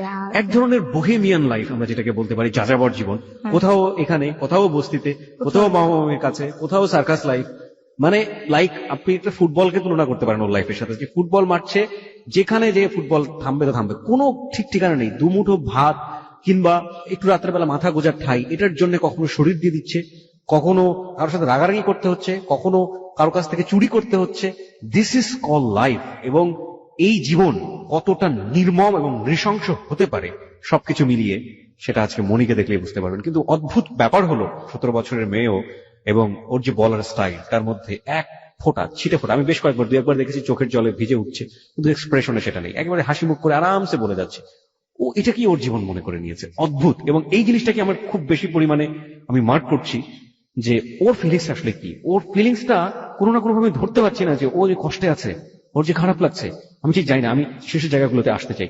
ওকে, হ্যাঁ, তারপর তারপর যেটা হয়, আমার খালুর কাছে যাই। আমার খালা থাকে, মেহমান আসে, 3টা রুম থাকে ওদের, একটা হাজবেন্ড ওয়াইফ থাকে, আর একটা ও এর ভিতর বলি না আমার ছোট খালা, ওরাদের একটা বড় সমস্যা হয়ে যায়, ওরাদের রুম আটকে যায়, রুম ভাড়া দিতে পারে না, দেখে বের করে দেয়। ওই মিজু খালার কাছে চলে যায়, মিজু খালার বাড়ি করে, ওরা এক রুমে থাকে, খালা এক রুমে থাকে। আমার খালা আবার হুজুর নিয়ে একটা তালিম টালিম পড়ায়। আমার ফ্যামিলিটা সবাই হুজুর, ভাই ডান্সার, এটা আমি একাই বলতে পারেন। আপনার ফ্যামিলির সবাই হুজুরনি মানে হচ্ছে করেন, সত্য নামাজ পড়ে, সবকিছুতে আল্লাহর ভক্ত ওরা। আল্লাহর ভক্ত, 5 ওয়াক্ত নামাজ পড়ে, ইসলামের সবকিছু মেনে চলছে, আর কিন্তু- সেই বাড়ির একটা মেয়ে এরকম পথে ঘাটে ঘুরে বেড়াচ্ছে, প্রস্টিটিউশনে যাচ্ছে। কোনো কিছু না। ওয়াহ। তারপর যেটা হয় ভাইয়া, একদিন তো আমাকে খালার সাথে শুইতে দেয়, আমি খালার সাথে শুই কিনারে, রাত্রে টিভি দেখতে দেখতে প্রায় ঘুমাই যাই, খালুর নিচে ঘুমাই। তো রাত্রেবেলা আমার একটা কি যে কেউ যে আমাকে টাচ করে, আমি গায়ে হাস করে পাই যে আমাকে টাচ করতেছে। হঠাৎ করে দেখি যে আমার টাচ করতেছে আমার খালু, দৌড়তেছে ও, যেমন মানে আর নিচে শুইছে, হাত বাড়ে আমাকে টাচ করতেছে। তখন চিন্তা করতেছি এই জায়গায় থাকবো না, চলে যাবো, রাত্রে ডিউটি নিয়ে নিচ্ছি। পরের দিন সকালে চলে আসি ওখান থেকে, চলে আসার পরে আর কারো বাসায় যাবো না। একটা মনে সাহস হলো, কারো বাসায় যাবো না, একা একা রুম নিবো, একা একা থাকবো, একটা নিজের নিজে একটা ডিসিশন নিলাম, কারো বাসায় যাবো না। প্রিয় শ্রোতা, একটা মেয়ের পিতৃ পরিচয় না থাকলে, একটা মেয়ের যদি কোনো ব্যাকআপ না থাকে, এমনিতেই আমরা শুনি যে এই ধরনের ফ্যামিলি ট্যাবু, যেটার পার্সেন্টেজ এত ভয়াবহ আপনি চিন্তাও করতে পারবেন না। এগুলো নিয়ে যারা কাজ করে বিভিন্ন এনজিও, সেই পরিসংখ্যানগুলো আমরা দেখেছি যে একটা মেয়ে পারিবারিকভাবে ছোট থেকে বড় হতে গিয়ে এ ধরনের কত রকমের টর্চারের, মানসিক টর্চারের শিকার হন, বিশেষ করে ফিজিক্যালি। সে বয়স্ক হোক কিংবা অপ্রাপ্ত বয়স্ক হোক, একেবারে নিজের ব্লাড রিলেশন থেকে শুরু করে কেউই সেখানে বাদ নেই এই তালিকায়। কিন্তু যখন দেখি যে পিতৃ পরিচয় নেই এবং এই মেয়েটাকে খুব সহজেই পাওয়া যায়, এই মেয়েটা কখনো সোচ্চার ভয়েস তার মুখ থেকে বের হবে না, খুব সুউচ্চ কণ্ঠে সে প্রতিবাদ করতে পারবে না, তখন কিসের খালু, কিসের আপন ভাই, কিসের বন্ধু, যে যেভাবে পারছে সেভাবে। ওকে, তারপর আমি ওখান থেকে আসা পড়ি, আসার পর ওই যে শাহিন, ওকে আমি বলি যে আমি একটা রুম নিব, আমাকে একটু হেল্প করবেন। কি হেল্প? আমার তো একটা মাস চলা লাগবো, আমার তো ওই টাকাটা নাই, আমি কি করব? আপনি আমার একটা মাস জাস্ট হেল্প করবেন, আমি চাকরি নিব, তারপর আমি আপনার টাকা দিয়ে দেবো। তো ও আমাকে বলে, তো ভাই আমি যেটা ভুল করছি, আমি জানতাম না ও কিন্তু হিন্দু। তখন ও আমাকে বলে যে আমি তো হিন্দু, তুমি আমার সাথে কি করবো? আমি একটা অর্ডার অফার করি যে হাজবেন্ড পরিচয় আমি আপনাকে রাখবো, আমার কিছু মাস থাকবেন, তারপর যদি কোনো সমস্যা হয় আপনি চলে যাবেন, আমি থাকতে কোনো সমস্যা করবো না আপনার, আমার জীবন যাক যাক, কিন্তু আপনার কোনো সমস্যা হইতে দিব না আমি এভাবে বলছি। তারপর উনি আমাকে খুব বিশ্বাস করছে, তো উনি আমাকে একটা রুম নিয়ে দেয়, রুমের একটা মাস আমাকে চালায়, টাকা পয়সা যা যা বলে সব দিয়ে আমাকে হেল্প করে। আমি মাঝে মধ্যে অসুস্থ হয়ে গেলে, আমার তো আল্লাহ ছাড়া কেউ নাই ভাইয়া, একমাত্র বলতে পারেন উনি আমাকে হেল্প করে, টাকা পয়সা দেয়। তো আমি আবার কি করতাম, যে চাকরি নিয়ে ফেছি গার্মেন্টস, তখন আমি হেল্পারই করি। মানে ভাইয়া এইসব কাজে কখন যায়, গার্মেন্টস একদিন অ্যাবসেন্ট করলে দুনিয়া গালাগালি করে, এসব কাজে যাইতে পারি না। আমি আবার অন্যটার আশায় থাকি না। আমি কি করতাম ভাইয়া, এই কথাগুলো আমি আজকে বলতেছি, যেটা ও জানে না এখনো। ও আমাকে টাকা দিত প্রতি সপ্তাহে, না 15 দিন পর পর, সপ্তাহখানিক পর পর, যখন না দিত তখন আমার না খেয়ে থাকতে হইতো। তখন আমি ওই সময়টায়, জানি না ও শুনলে আমাকে খারাপ মনে করবে, ভুল হলে আপনি আমার মাফ করে দিন, ও আমাকে টাকা দেওয়া সত্ত্বেও আমি বাইরে যেতাম একমাত্র ভালো কিছু খাওয়ার লেগা, রান্না করার লেগা, কারণ ওর থেকে আমি চাইতাম, আমার খুব সব লাগতো।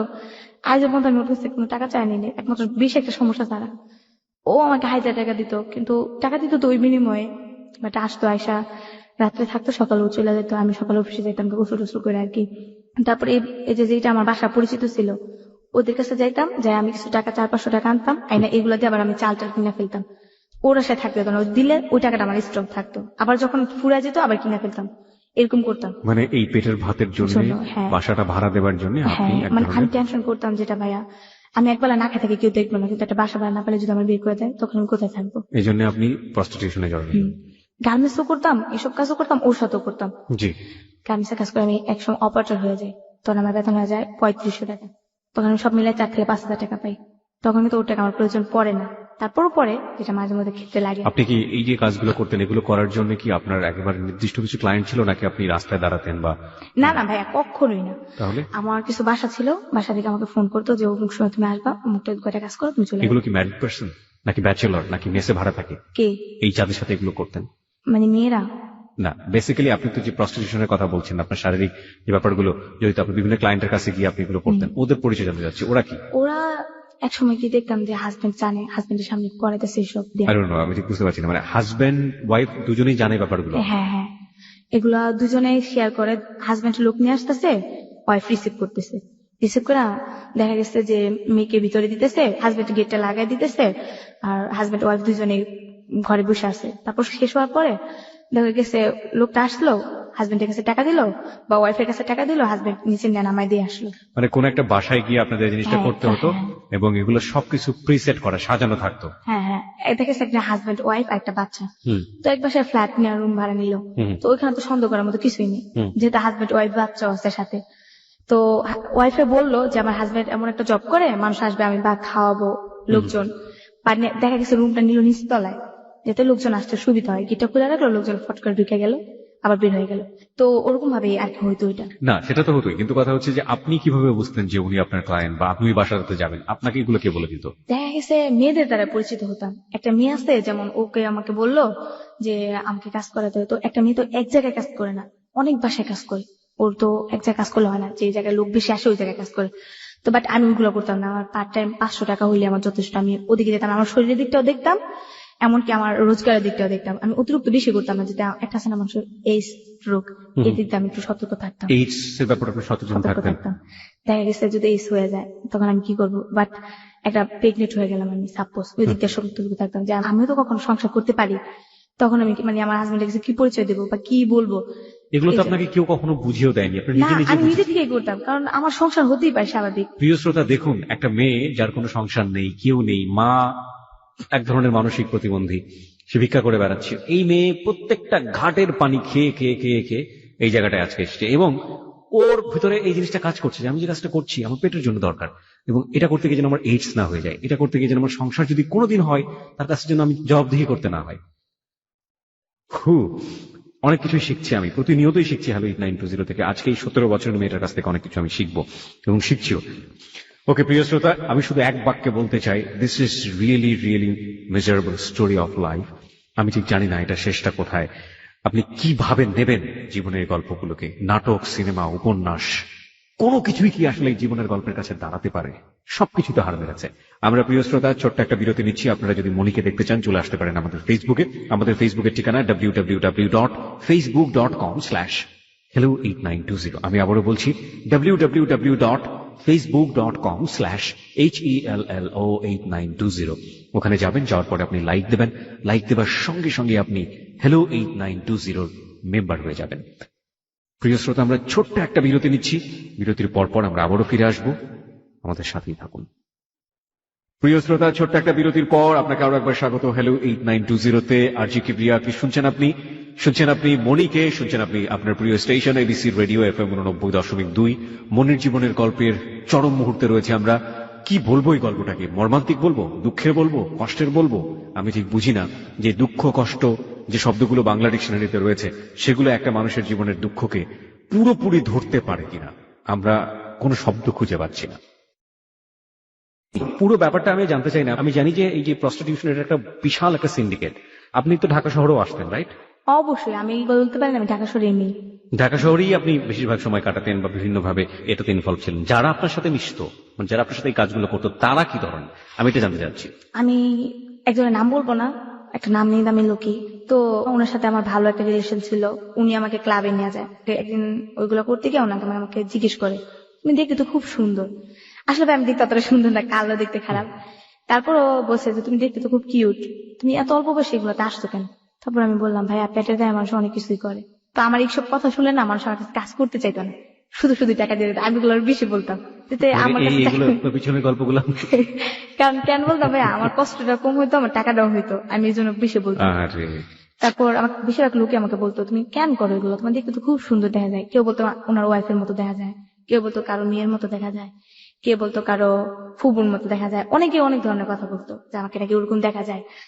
তারপর একদিনকে আমাকে একটা লোক বললো যে তোমার তো দেখতে খুব সুন্দর, তুমি এগুলো না করে একটা চাকরি বাকরি হতে করতে পারো। আমি বলি হ্যাঁ ভাই আমি চাকরি করি, বাট আমার তো কেউ নাই, আমার একটা মা আছে অসুস্থ, ওনাকে আমার হেল্প করতে হয়, তো আমি চাকরি করলে আমার পোষায় না। আমি এইভাবে বলছি তাহলে এগুলো করো কেন, বড় ধরনের কোনো জব করো। বলি, কে দিবে আমাকে বড় ধরনের জব? তারপর উনি বললো আচ্ছা ঠিক আছে তুমি ভালো ডিটেলস কি করো। পরে আমি বলছি, আমি ডান্স পারি, ডান্সের ক্লাবে একবার করছিলাম, এরকম বলছি।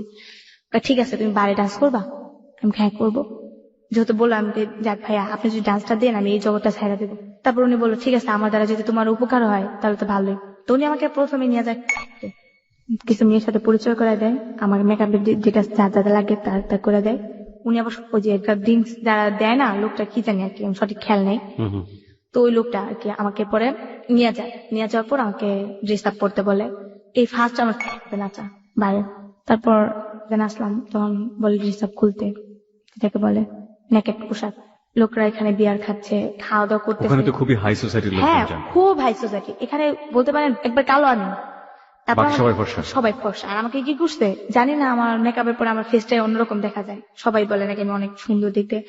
তারপর আমাকে কি করে, যেটা পুরো শরীরে মেকআপ করতে হয় আমাকে, পুরো শরীরে মেকআপ করে পুরো শরীরে আমাকে আউট ড্রেস আপ করতে হয়। সবাই আমাকে চয়েস করে, কোনো মেয়ে কাছে আসতে পারে না, আমাকে অনেকে কাছে নেয়। তো ওখানে আমি এক চান্স আমি প্রথমেই বকশিস পাই আপনার 18,000 টাকা, এই প্রথম জীবনের প্রথম। কত সালে এটা? 18,000, এই তো 2011 দিকে মনে হয়। প্রিয় শ্রোতা, 2011 ঘটনা। যে হোটেলটির নাম এখানে ব্যবহার করা হচ্ছে ঢাকা শহরের 5 স্টার হোটেল, এবং আমরা হোটেলের নামটি এখানে মিউট করে দিয়েছি আমাদের প্রয়োজনের স্বার্থে, আমাদের অনুষ্ঠানের স্বার্থে, এথিক্সের জায়গা থেকে যায় না। আপনারা নিশ্চয়ই জানেন যে কোন ধরনের হোটেলগুলোতে ধরনের ঘটনা ঘটতে পারে।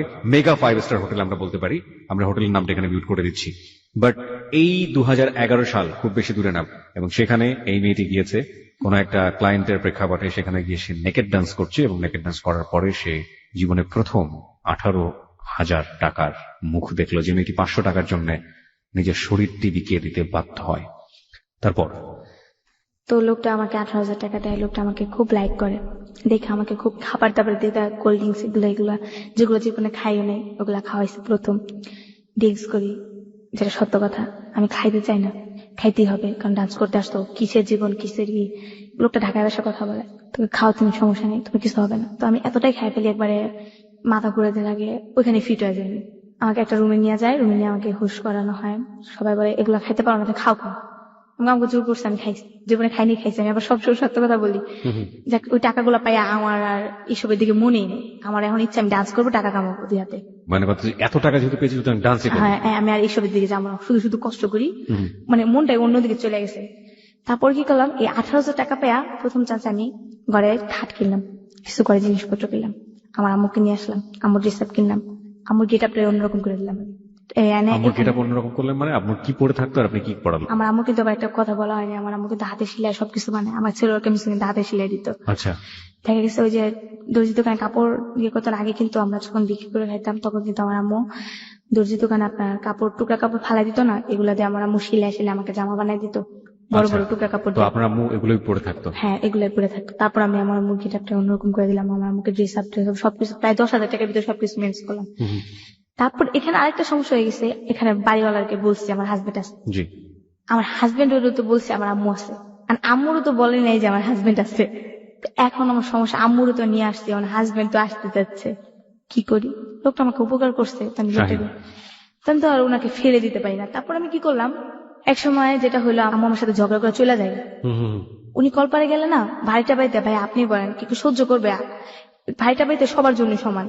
উনি কলপারে গেলে 2 ঘন্টা 3 ঘন্টার ভিতরে নিচে আসে না। তখন আপনার আম্মা, হ্যাঁ উনি আবার একটু বড় লোক, লোক টোক পরিষ্কার করে, এখনো কিন্তু ব্লু ফ্ল্যাগ করে, ভিক্ষে করছে তারপর কিন্তু ব্লু ফ্ল্যাগ করছে। মাইন্ড করতে পারে না। আমি মাইন্ড করছি না, আমি আসলে ঘটনাটাকে অন্যভাবে দেখার চেষ্টা করছি।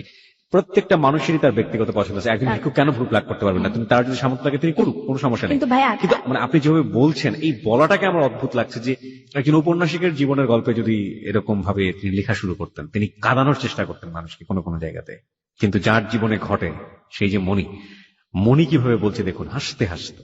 আমার এই জিনিসটাই হচ্ছে হ্যালো 8920 তে আজকে চরম অভিজ্ঞতা। আমি অনেক মানুষকে এখানে পেয়েছি অতিথি হিসেবে, প্রত্যেককে আমি একেবারে স্যালুট করে রেসপেক্ট করে বলছি। আপনারা যখন কষ্টের কথা বলেছেন আপনারা হাউমাউ করে গেছেন, আপনারা যখন আনন্দের কথা বলেছেন আপনারা স্মাইলি ছিলেন। কিন্তু এই একটা মানুষকে আমি পেলাম যে একদম শুরু থেকে শেষ পর্যন্ত এগুলো আমার জীবনে ঘটেছে, এবং this is my story, smiley ফেসে যারা শুনছেন আমি জানি তাদের বুকটা দুমড়ে মুচড়ে যাচ্ছে। ওকে, হ্যাঁ, তারপর? তারপর কি হয়, উনি তো নখ চোখ পরিষ্কার করতে থাকে, ওনার নখগুলো আবার অনেক সুন্দর ভাইয়া, যেটা বলে উনি পার্সোনালি ভাবে পরিষ্কার, উনি এমনি তো অনেক পরিষ্কার। আবার চুলগুলা দেখলেও বলবেন। আমার আম্মু বললে বলি না, তারপরও মানে খুব সোসাইটির লোকের মতনই চলে। তারপর যেটা হলো, আমি তুমি এতক্ষণ গেলে মানুষ দিয়ে দেবো না, তখন তো কি করলে না, আম্মু আমার মারতো। আমার আম্মু ছোট থেকে মানে আমার গলায় অনেক দাগ আছে, আমার আম্মু গলায় টিপা ধরতো, আবার এমনকি হাতেও দাগ আছে একটা, আম্মু খুব দিছিল আর কি, যেটা বলে শয়তানি করে, এটা অনেক কাহিনীটা। তো রাগ করে চলে যায়, এর ভিতর আবার ওকে আমি আনি, আম্মু রাগ করে চলে গেছে। সবাই জানে তো আমার আম্মু পাগল টাইপের, তো এগুলো বলার পরে আর কিছু বলেন, তো ওই লোকটা তো আমার কাছে আসি, তো ও আমাকে আবার হেল্প করে অনেকটাই। তারপর আমি চিন্তা করি যে ওকে হিন্দু ছেলের সাথে আমি এতটা ইউজ করবো, এমনি তো আমি মুসলমান। তারপর আমি চিন্তা করলাম যেতে এটা না করে একটা কাজ করতে পারি, যেটা যে আমার তখন একটা লাইন হয়ে গেছে, আমি ওর পিসটা ছাড়া দিলেই পারি। আম্মুর পিসটা ছেড়ে দিলে পারি না, শাইনের পিসটা? এই তো শাইনের পিসটা। তারপর চিন্তা করলেন যে শাইনের পিসটা আপনি ছেড়ে দিলেন। আমি তো এখন ওই জগতে ঢুকে গেছি। তো এইভাবে অনেকের সাথে পরিচয় হয়ে যায়, একটা যাত্রার লোকের সাথে পরিচয় হয়ে যায় ওইখানে আমাদের টঙ্গীতে। আচ্ছা, টঙ্গীতে যাত্রার কয়েকটা দল আছে এখনো, বাট করি। তো ওই যাত্রার দলের সাথে আমার একটা ভালো একটা রিলেশন হয়ে যায়। তো ওইখানে আমাকে প্রোগ্রামে নিয়ে যায়, একটা প্রোগ্রাম করলে 1000 টাকা পাই, দিন থাকলে 2000 টাকা পাই, এরকম এরকম করতে করতে আমি খুব একটা রানিং অবস্থা, আমি খুব ভালো চলতেছি। ওই যে আমার ভাই একদিন এক জায়গায় সমস্যায় পড়ে আমার কাছে ফোন করে, তখন আমি অতি ফাস্ট ফোন চালাই। তো আমাকে ফোন করে বলতেছে, মনি আমি এমন একটা সমস্যায় পড়ছি, আমাকে কিছু টাকা হেল্প করবি। দেখতেছে যে আমি গেট আপে অন্যরকম হয়ে গেছি, আমি ভালো ড্রেস করতেছি, ভালো খাইতেছি, ভালো চলতেছি, টঙ্গিতে যাইতেছি। এর ভিতরে অনেক কাহিনী ভাইয়া বলি নাই, যেটা সময়ের অভাবে বলতে পারি নাই। আমার মামাতো ভাই বিয়ে করে, তখন আমি কিন্তু আমি খারাপ জগতে ছিলাম ভাইয়া, পিছিয়ে যাচ্ছি একটু। আমার মামাতো ভাই বিয়ে করার সময় ভাইয়া, বিয়ে বাড়ির একটা অনুষ্ঠান হয় না, তখন আমি সারাদিন না খাইছিলাম ভাইয়া। মামি আমাকে বলে যে কালকে তোর মামাতো ভাইয়ের বিয়ে, তুই যাইস। তো বিয়ে করে নিয়ে আসতে, তো তারপর ওই গিয়ে ভাই যদি বিশ্বাস করতেন, খাবার রান্না করছে, আমি সবসময় হেল্প করছি।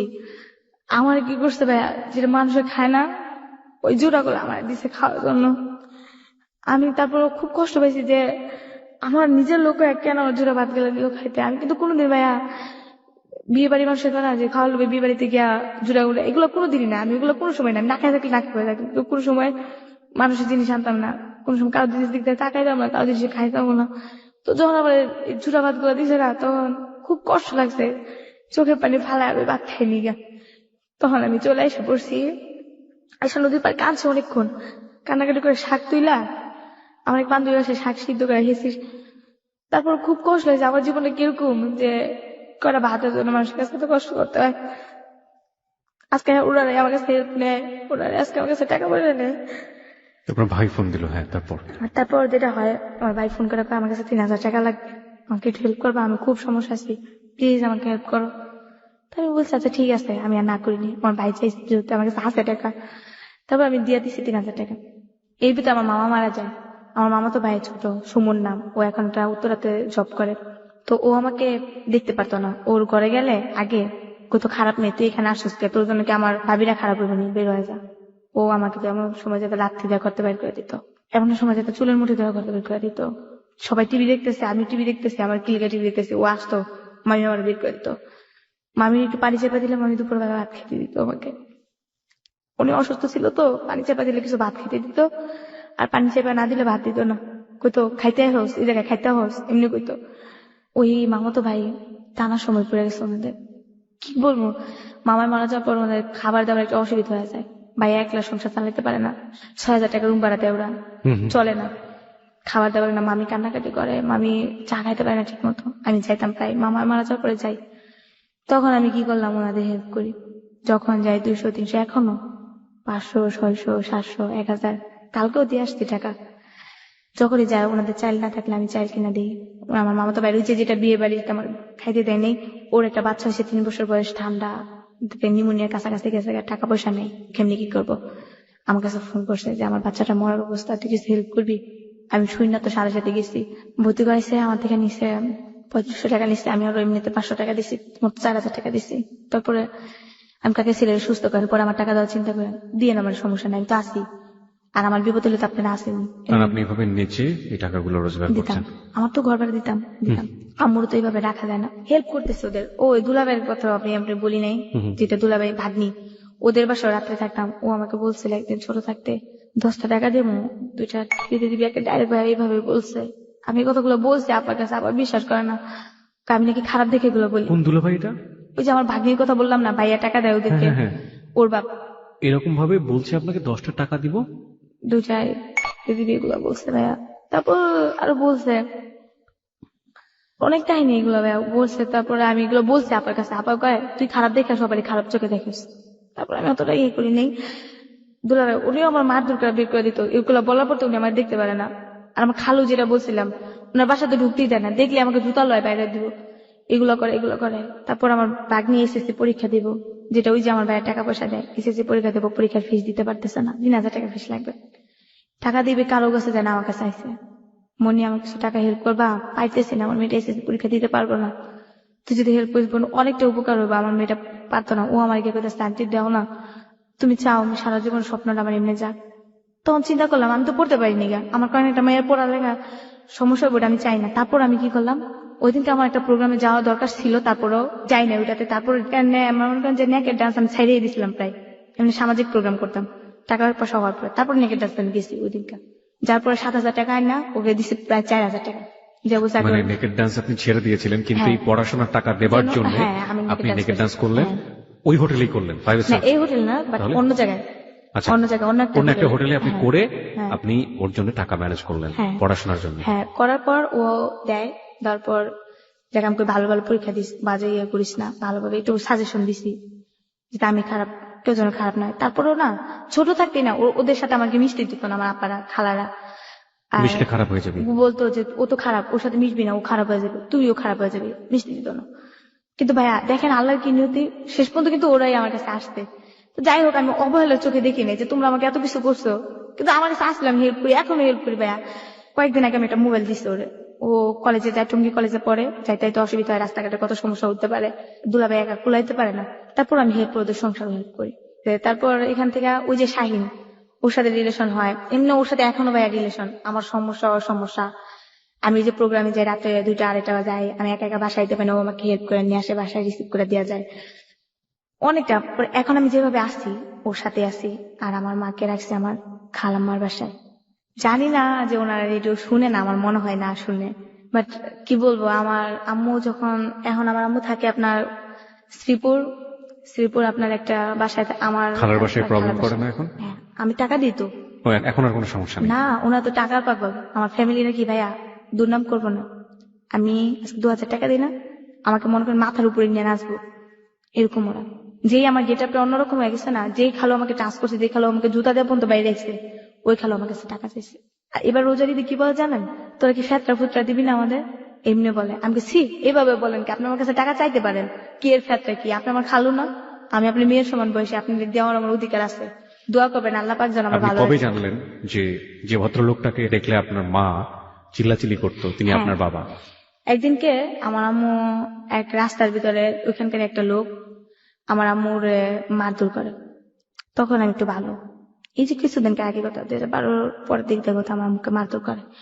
মারধর বলতে কি, আমার আম্মুকে লাঠি দিয়ে একটা বাড়ি মারে আমাদের এলাকায়। তো তখন আমি একটা অন্যরকম ভাবে চলতাম, কারোর ভয় পেতাম না। আমার কথা আমি আগে কি করছি না করছি ওটা আলাদা সাবজেক্ট, ভিক্ষা করছি, এগুলো করছি, ছোট থাকতে করছি, এখন বড় হয়েছি, নিজের মতো নিজে চলি। তারপর আমার আম্মুকে একটা লোক গায়ে টাচ করছে, আমি গেছি, আমি আমার আম্মু মারছে কে, সেটা লোকটা এসে কি হয়েছে, আমি আপনার আমার আম্মা কি করছে, তোমার আম্মা এখানে দোকানে বসে রয়েছে, আমার মেয়ের মারছে দেখে আমি মারছি। আমাকে আপনার মেয়ে আগে কি করছে, পরে আমার আম্মু বলতেছে আমার লাঠিতে পাড়া দিচ্ছে, আমি বলছি দেখে মেয়েরা আমার জুতা দেবে একটু একটা নাবালিকা বাচ্চা আমার বলে জুতা দেবে আমার আম্মু বলতেছে। পরে আমি কি করছি, আমি কই আপনি যে আমার আম্মুর গায়ে হাত তুলেন, যদি আমি আপনার গায়ে হাত তুলি আপনার মার সময় কোন জায়গায় চাইবো। লোকটাও একটু ভালো প্রভাবশালী, মানে তুমি আমার গায়ে হাত তুলবে, মানে আমি এখন আমি আপনার জুতা দেবে, আপনি কিছু করবেন, করেন, আমার আপনি আমার মায়ের গায়ে হাত তুলেন কে লিগে। পরে বলতেছে তোমার আম্মুর অন্যায় আসছিল, আমি আমার আম্মুর কি অন্যায় আসছিল, আপনার মেয়ে কি বলছে আগে সেটা বলেন। আপনার মেয়েরও উচিত ছিল যে একটা বৃদ্ধ লোক, জানে এই এলাকা সবাই জানে যে আমার আম্মু পাগল, এই এলাকাটা আমগো এলাকা তো। তখন লোকটা বলে কি করবা তুমি, কি করবা, তোমার ইচ্ছা করলে এলাকা ছাড়া করতে পারে, আমি করেন আপনি এলাকা ছাড়া, আগের যুগ পান নেই। তারপর যখন এগুলো বলি, তো বলার পর আমাকে বলে ঠিক আছে তাহলে তুমি কি করবা করে দেখাও। আমি কিছু ওখানকার আমাকে একজন কমিশনার ছিল, আমার আম্মুকে আমাকে গায়ে টাচ করবো, আমাকে বাড়ি জুতা নিয়ে বাড়ি দেবো, তখন আমার খুব জি দুইটা যায়, আমার জুতা দিয়ে বাড়ি লোকটা কত বড় সাহস। তারপর ওনাকে আমার আম্মুর কাছ থেকে ক্ষমা চাওয়া, ক্ষমা চাওয়ার পরে মাপ চাই যাক ওইখানে গেছে। তারপর আমি আমার আম্মুকে বলি এখন আর তুমি জোয়ান না যে তোমার কথা মতো চলবে, এখন তুমি বুড়া হয়ে গেছো, এখন আমরা বড় হয়েছি, এখন আমাদের কথা মতো চলতে হবে, তোমার কথা মতো আমরা চলবো না কেন? তুমি আমার মা সাজেশন দিতেই পারো, স্বাভাবিক। এখন আমরা যেভাবে বলবো ওইভাবে চলবা, চলো আমার সাথে। পরে আমার খালার সাথে দিয়ে এলাম। তো তখন আমার জন্ম নিবন্ধন একটা লাগবে, একটা জব পাইছে, কিন্তু এর ভিতরে আমি জানি না আমার বাপের নাম কি। তারপর আমি আমার আম্মুকে জিজ্ঞেস করলাম, আম্মু আমার আব্বুকে? আম্মু আমাকে বলে না। আবার জিজ্ঞেস করলাম, আম্মুকে তোমার আব্বু মারা গেছে, নাম বলে না। তারপর আমার খালার কাছ থেকে শুনতে পারি আমার আব্বু এমন এমন। আমাকে যে লোকটার আম্মু এতদিন এত কিছু করছে, এই লোকটাই সেই। পরে হ্যাঁ। পরে আম্মু আমাকে বলেছে এই লোকটারে দেখলে আমার সহ্য হয় না, তার জন্য আমি এরকম করে অপমান করি, অপগুস্ত করি। আমার যে এতটুকু করছে আল্লাহ। আপনার আব্বু আম্মুর এরকম কোনো ছবি আছে আপনাদের কাছে, দেখেছেন কখনো? না, জন্মের পর থেকে তো আমি বাবার আদরই পাইনি। এটা এখন তো আমরা জানি, কথা কিন্তু বলিনি। এটা জানার পরে এই লোকটার কাছে আপনি গিয়েছিলেন? না, যাওয়ার কোনো পরিস্থিতি নেই, কিভাবে যাব? এই লোকটা যদি কখনো ফিরে এসে আপনাকে বলে যে আমি আমার জীবনে বড় ভুল করেছি, আমি তোমাকে মেয়ের মতো মেনে নিতে চাই, তখন আপনি কি করবেন? কখনই না। কারণ না, আমি এতটা বছর কষ্ট করছি, আমি জন্মের পর থেকে আমার আম্মু কষ্ট করছে, তখনই যদি তুমি মাইনা নিয়েও নেগা। আর এখন যে আমি আসছি এতটুকু জায়গায়, তখন কি কিসের জন্য নিবা? বাবার শব্দটা আপনার কাছে কেমন? একেবারে বিশ্বে আমি বাপ বলেন, খালু বলেন, কাকা বলেন, ভাই বলেন, এগুলো আমি শুনতে পাই না। যদি বলেন বন্ধু, মানি বন্ধু হিসাবে এটা হয়। ভাই বলেন, মার্কেট ভাই, কাকা, মামা, এগুলো শুনতে পাই না। এগুলো একেবারে শুনতে পাই না ভাই। জানি না আপনাকে, আমি ছেলেদের ভিতরে এই কাকা, মামা, বাবা, এগুলো আমি শুনতে পাই না। এগুলো আমার খুব কষ্ট লাগে। এগুলো শুনলেই না, কেউ যদি আমার বলে না আমার ভাই ডাকো, আমাকে মামা ডাকো, কাকা ডাকো, এগুলো আমি শুনতে পাই না। মানুষের, আমি প্রোগ্রামে গেলে অনেক সময় কাকা ডাকতে হয়, মামা ডাকতে হয়, যাতে খারাপ চোখের দিকে না তাকায়। আমি দেখছি যাদেরকে কাকা ডাকি না, ওরাই না বেশি দিকে চোখ দেয়। যে কোনো লোকই আমি দেখছি, বন্ধু মনে করে, ফ্রেন্ড মনে করে অতটা চোখ দেয় না। ভাই, কাকা, মামা যাই বলে ওরা দেহের দিকে চোখ দেয়, যেটাকে বলে। প্রিয় শ্রোতা, আমি বলছিলাম না যে আসলে ওর বলার ভিতরে না একদম খুব সাদা মাটা, একদম হেসে হেসে জীবনের সবচেয়ে কঠিন মুহূর্তগুলো বলে গেল। কিন্তু এই যে এই পার্টটা জিজ্ঞেস করলাম না, বাবা শব্দটা আপনার কাছে কেমন, এটুকুতে আমি ওকে জাজ করেছি। ও যেভাবে ঘৃণা ভরে দাঁত কিরমির করে শব্দগুলো উচ্চারণ করছিল, এই এতটুকু হচ্ছে মনি। এখন আপনি কি করেন, কিভাবে আপনার দিন চলে? এখন দিন চলে, বাট ডান্সই করি। মানে আপনাকে মাঝে মাঝে এই ধরনের কাজে আপনাকে বাধ্য হয়ে যেতে হয়? না, এখন করি না ভাইয়া। এখন একবারে এটা শপথ নিছি যে আমি এটা করব না।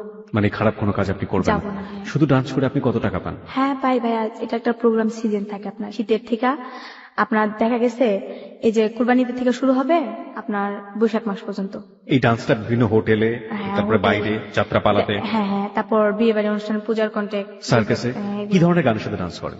আমি বাট হিন্দি গানে না ডান্স করি, বিট যেগুলো। আপনাকে কেউ শিখিয়ে দিয়েছে নাকি আপনি নিজে না নিজে? ভাই, আমি যেটাকে বলেন প্রথম থেকে আমি বলছি যে আমি প্রথম শুতেই আমি ফার্স্ট ক্লাস পাইছি। তো আমাকে এই জগতে নামার পরে না কেউ কিছু শিখায়নি। নিজে নিজে? মেকআপটা হ্যাঁ। মেকআপটা জাস্ট প্রথম যেটা আমাকে একটা মেয়ে দেখাই দিল। তারপর মেয়ে বলছে তোমাকে দেখা দিতে দিতে আমার সময় চলে যাবে, তুমি একা একা করো, শিখো। তারপর আপনি নিজে নিজে তারপরে শিখেছেন? আমি নিজে থেকে তার মানে আপনার এই জীবনে এখন শাহিন ছেলেটা আছে, শাহিন ছেলেকে আপনি কি লাভ করেন না বন্ধু? অ্যাকচুয়ালি ভাইয়া কি বলবো আপনাকে, লাভ বলা যায় না, এমনকি ইয়েও বলা যায় না। মানে এক ধরনের বন্ধুত্ব আবার বন্ধুত্ব। প্রেমের সম্পর্ক? আমি আসলে কি, এই লোকটার আমি অনেক বড় জায়গায় নিয়ে গেছি, যেটা ওনার জন্য আমার এত কিছু। উনি যদি আমাকে হেল্প না করতেন, বাট এত কিছু করতে পারতাম না। উনি আমাকে যথেষ্ট হেল্প করছে। আমি বলবো উনি যদি আমাকে, ওনার পায়ের তলে যদি আমাকে একটু ঠাই দেয় না ভাইয়া, আমি মনে করি এর চেয়ে সুখী আমি কিছু নাই। কিন্তু উনি তো আমাকে রাখতে পারবেন না, যেহেতু আমাদের ধর্মের সাথে মিল হয়নি। উনি যদি আমাকে, ম্যারিড? না উনি আনমেরিড। উনি এখন আর ম্যারিড? ওকে। হ্যাঁ, আমি ওনাকে বলছিলাম মুসলমান হওয়ার জন্য, কিন্তু উনি বলছেন না, আমার পক্ষে সম্ভব না। আমার মা একজন স্ট্রোকের রোগী, আমার টাকাতে সংসার চলে না, বাট আমাকে সবাই লাইক করে, আমাকে সবাই ভয় পায়। তো আমি যদি এই কাজটা করে ফেলি কিভাবে হয়? ওর সাথে আমার রিলেশন প্রায় 4 বছর হয়ে গেছে। ওর যাবতীয় হেল্প আপনাকে করে যাচ্ছে। হ্যাঁ। এখন যে বাসটাতে আপনি থাকেন, আপনার মা জানে ব্যাপারটা এখন, শাহিন এবং আপনার ব্যাপারটা? না, শাইনের ব্যাপারটা জানে এখনো জানে না? না। আর আম্মু জানে যে আমার বিয়ে হয়েছে। বিয়ে হয়েছে? হ্যাঁ। কার সাথে? কার সাথে হয়েছে বাট কথা বলতে চাই, আমি কথা বলাই না, বলি যে এইখানে আছে ওইখানে আছে।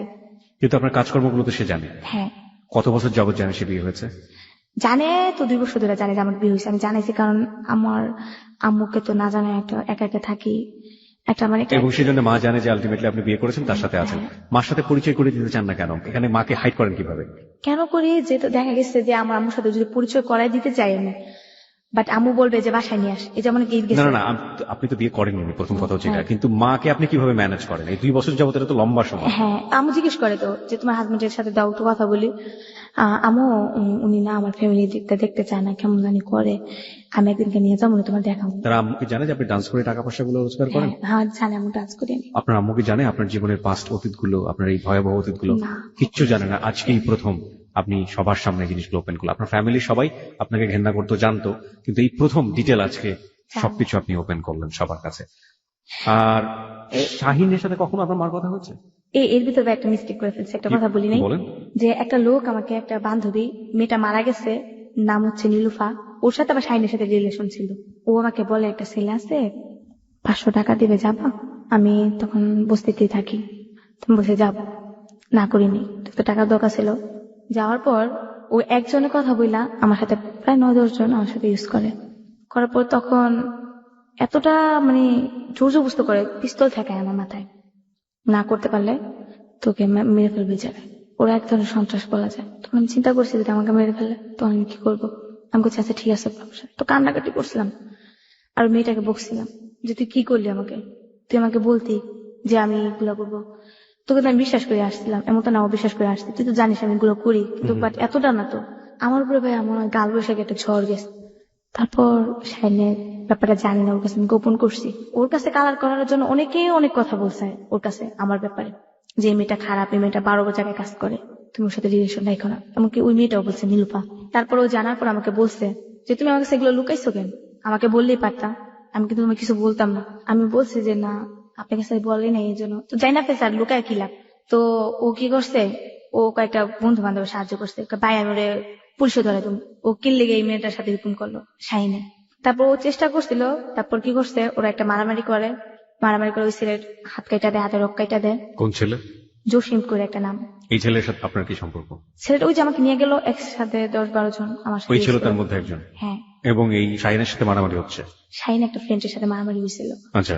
তখন ওই ফ্রেন্ডে বলছে, ওই ফ্রেন্ডও আমাকে খারাপ কথা বলতো, ফ্রেন্ডরা বলতো শাহিনের কাছে যে এমন মনিকে একটু ব্যবস্থা করে দেন না দোস্ত, তোর সাথে তো আসি। ও আবার কি করতো, ও আমার কাছে বলতো যে তুমি বলবা যে না আমি করি না, আমি যে বলছি এটা বলবা না। ওর কাছে বলতো তোর যদি ম্যানেজ করে নিতে পারিস নেই, কারণ বন্ধুর কাছে কালার হতে পারে না।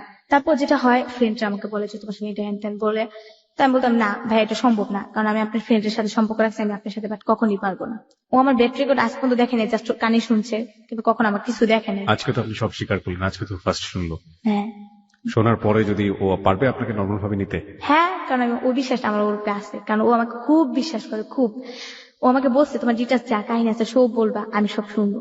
So this is the first time ও আপনার গল্পটা শুনছে। হ্যাঁ। শেষমেশ আমাদেরকে বলবেন যে আপনি ভবিষ্যৎ নিয়ে কি চিন্তা করেন? ভবিষ্যৎ আর কি আসতে ভাইয়া, দেখা গেছে আম্মু আসতে, আমি আসছি, আমার আম্মুটা একটু ভালো করবো, একটু আগের মতো সচ্ছল করবো, যেন হাঁটা চলা করতে পারে।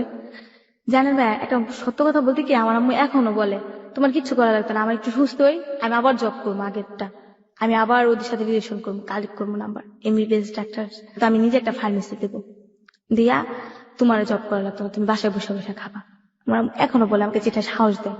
তারপর আমি আম্মুরে বলি মা ওইগুলো ভুলা যাও, তুমি এখন বুড়া হয়ে গেছো, এগুলো মনে রেখে লাভ আছে। এমবিবিএস ডক্টরের মেয়ে, তার কি অবস্থা। আপনি এখন ভালো আছেন, আগের তুলনায় আপনি অনেক ভালো আছেন।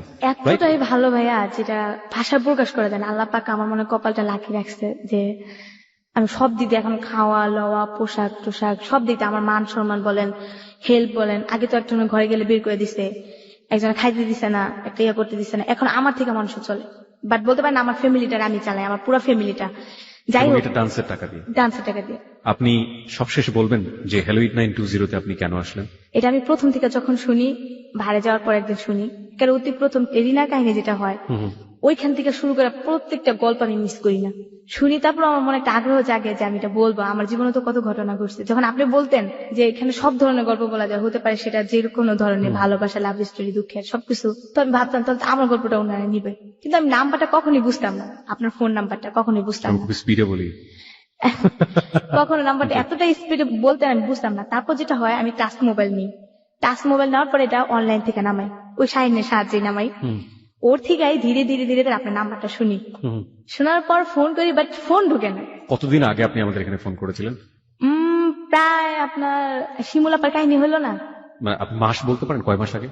6-7 মাস আগে হবে। 6-7 মাস আগে আপনি ফোন করেছিলেন, অর্থাৎ আপনি 6-7 মাস পরে গিয়ে আপনি হ্যালো 8920 তে আসলেন। প্রিয় শ্রোতা, দেখুন, this is the real thing. আপনারা হতাশ হবেন না দয়া করে। যদি জীবনে একবার ফোন করে থাকেন এবং যদি আমাদের গল্পটা আমাদের পার্সপেক্টিভ থেকে পছন্দ হয়, আমরা অবশ্যই আপনাদেরকে নিয়ে আসবো, এবং এই জন্যই বলি বারবার চেষ্টা করতে থাকুন। আপনি একটু সংক্ষিপ্ত করে বলুন যে আপনি কেন আসলেন। কেন আসা, যে আমার মতো এরকম কেউ যেন না হয়, কারো ফ্যামিলি দেখতে। আপনার মতো তো আপনি তো ইচ্ছে করে হননি, এখানে আসলে আপনাকে সমাজ বানিয়েছে, আপনাকে আপনার ফ্যামিলি বানিয়েছে। এই জায়গাটা থেকে, এত জঘন্য জায়গা থেকেও যে আপনি নিজেকে বাঁচিয়ে নিয়ে এমন একটা জায়গায় নিয়ে আসছেন যখন আপনি ভবিষ্যতের কথা চিন্তা করতে পারছেন, একটা সুন্দর সময়ের কথা চিন্তা করতে পারছেন, এটা তো আপনার নিজের জায়গাটা থেকে। কিন্তু আপনার সমাজকে কি বলার আছে, পরিবারকে কি বলার আছে? পরিবারকে বলার একটাই কথা যে মানুষের এমন অবহেলা করতে নাই। একটা মানুষ তো অনেক কিছুই করতে পারে, একটা মেয়ে তো অনেক কিছুই করতে পারে, হোক সে পাগলের মেয়ে, হোক সে ভিক্ষুকের মেয়ে। তার যদি একটু সহযোগিতা করে, 2টা ডাল ভাত খাওয়া একটু সহযোগিতা করে, তাহলে কিন্তু মেয়েটা অনেক কিছু করতে পারে। আমাদের এখানে হ্যালো ইট 920 এরকম গল্প প্রচার হওয়ার পরে শত শত লোক সেই মেয়েটাকে বিয়ে করতে চান, এরকম অনেক রেকর্ড আছে। আপনাকে যদি কেউ এরকম চায়, সে বিয়ে করে তার ঘরে ঘরণী করবে, আপনাকে সুন্দর একটা জীবন দিবে, আপনি করবেন? কি বলবো ভাইয়া, যেহেতু বিশ্বাস করতে পারেন এরকম অচেনা অজানা একজন আমি মানুষকে? বিশ্বাস করতে পারি না, কারণ যে জানে একটা মেয়ে অন্য ধরনের কাছে রিলেশন করছে, বাট সবকিছুই হয়েছে, মেয়েটা সবকিছুই বিলাই দিচ্ছে। আমার কাছে কিছুই নেই যে আমি আমার হাজবেন্ডকে দিব। কি বলবেন, কিছুই নেই আমার কাছে যে আমাকে একজন কি বিয়ে করে, বরঞ্চ অসুখী হবে, আপনি সুখী হবে না। আপনি বিশ্বাস করতে পারেন না তাকে, তাই তো? এই জন্যই বলি প্রিয় শ্রোতা, আপনারা অনেকেই আপনাদের অন্তর থেকে ভালোবেসে, এরকম অনেক গল্প এসছে, মনীষার জন্য এসছেন, বর্ষার জন্য এসছেন। আজকের গল্পটা প্রচার হওয়ার পরে হয়তো আমার এই মনির জন্য অনেকে আসবেন, কিন্তু দেখুন মনির জায়গাটা হচ্ছে এরকম। প্লিজ রেসপেক্ট দোজ পিপল যারা আপনার সারাউন্ডিং আছে। এরকম মনি অসংখ্য আছে বাংলাদেশে যারা ডাস্টবিন থেকে খাবার কুড়িয়ে খায়। The real fact is that আপনি গল্পটা শোনার সময় উহু আহা অন্তর কাঁদছে, একেবারে কেঁদে কেটে বালিশ ভিজিয়ে ফেলেছেন, কিন্তু কালকে সকালবেলা ঠিক যখন কর্মস্থলে যাবেন, যাওয়ার পথে দেখবেন এরকম একটা মনি রাস্তার পাশে বসে আছে।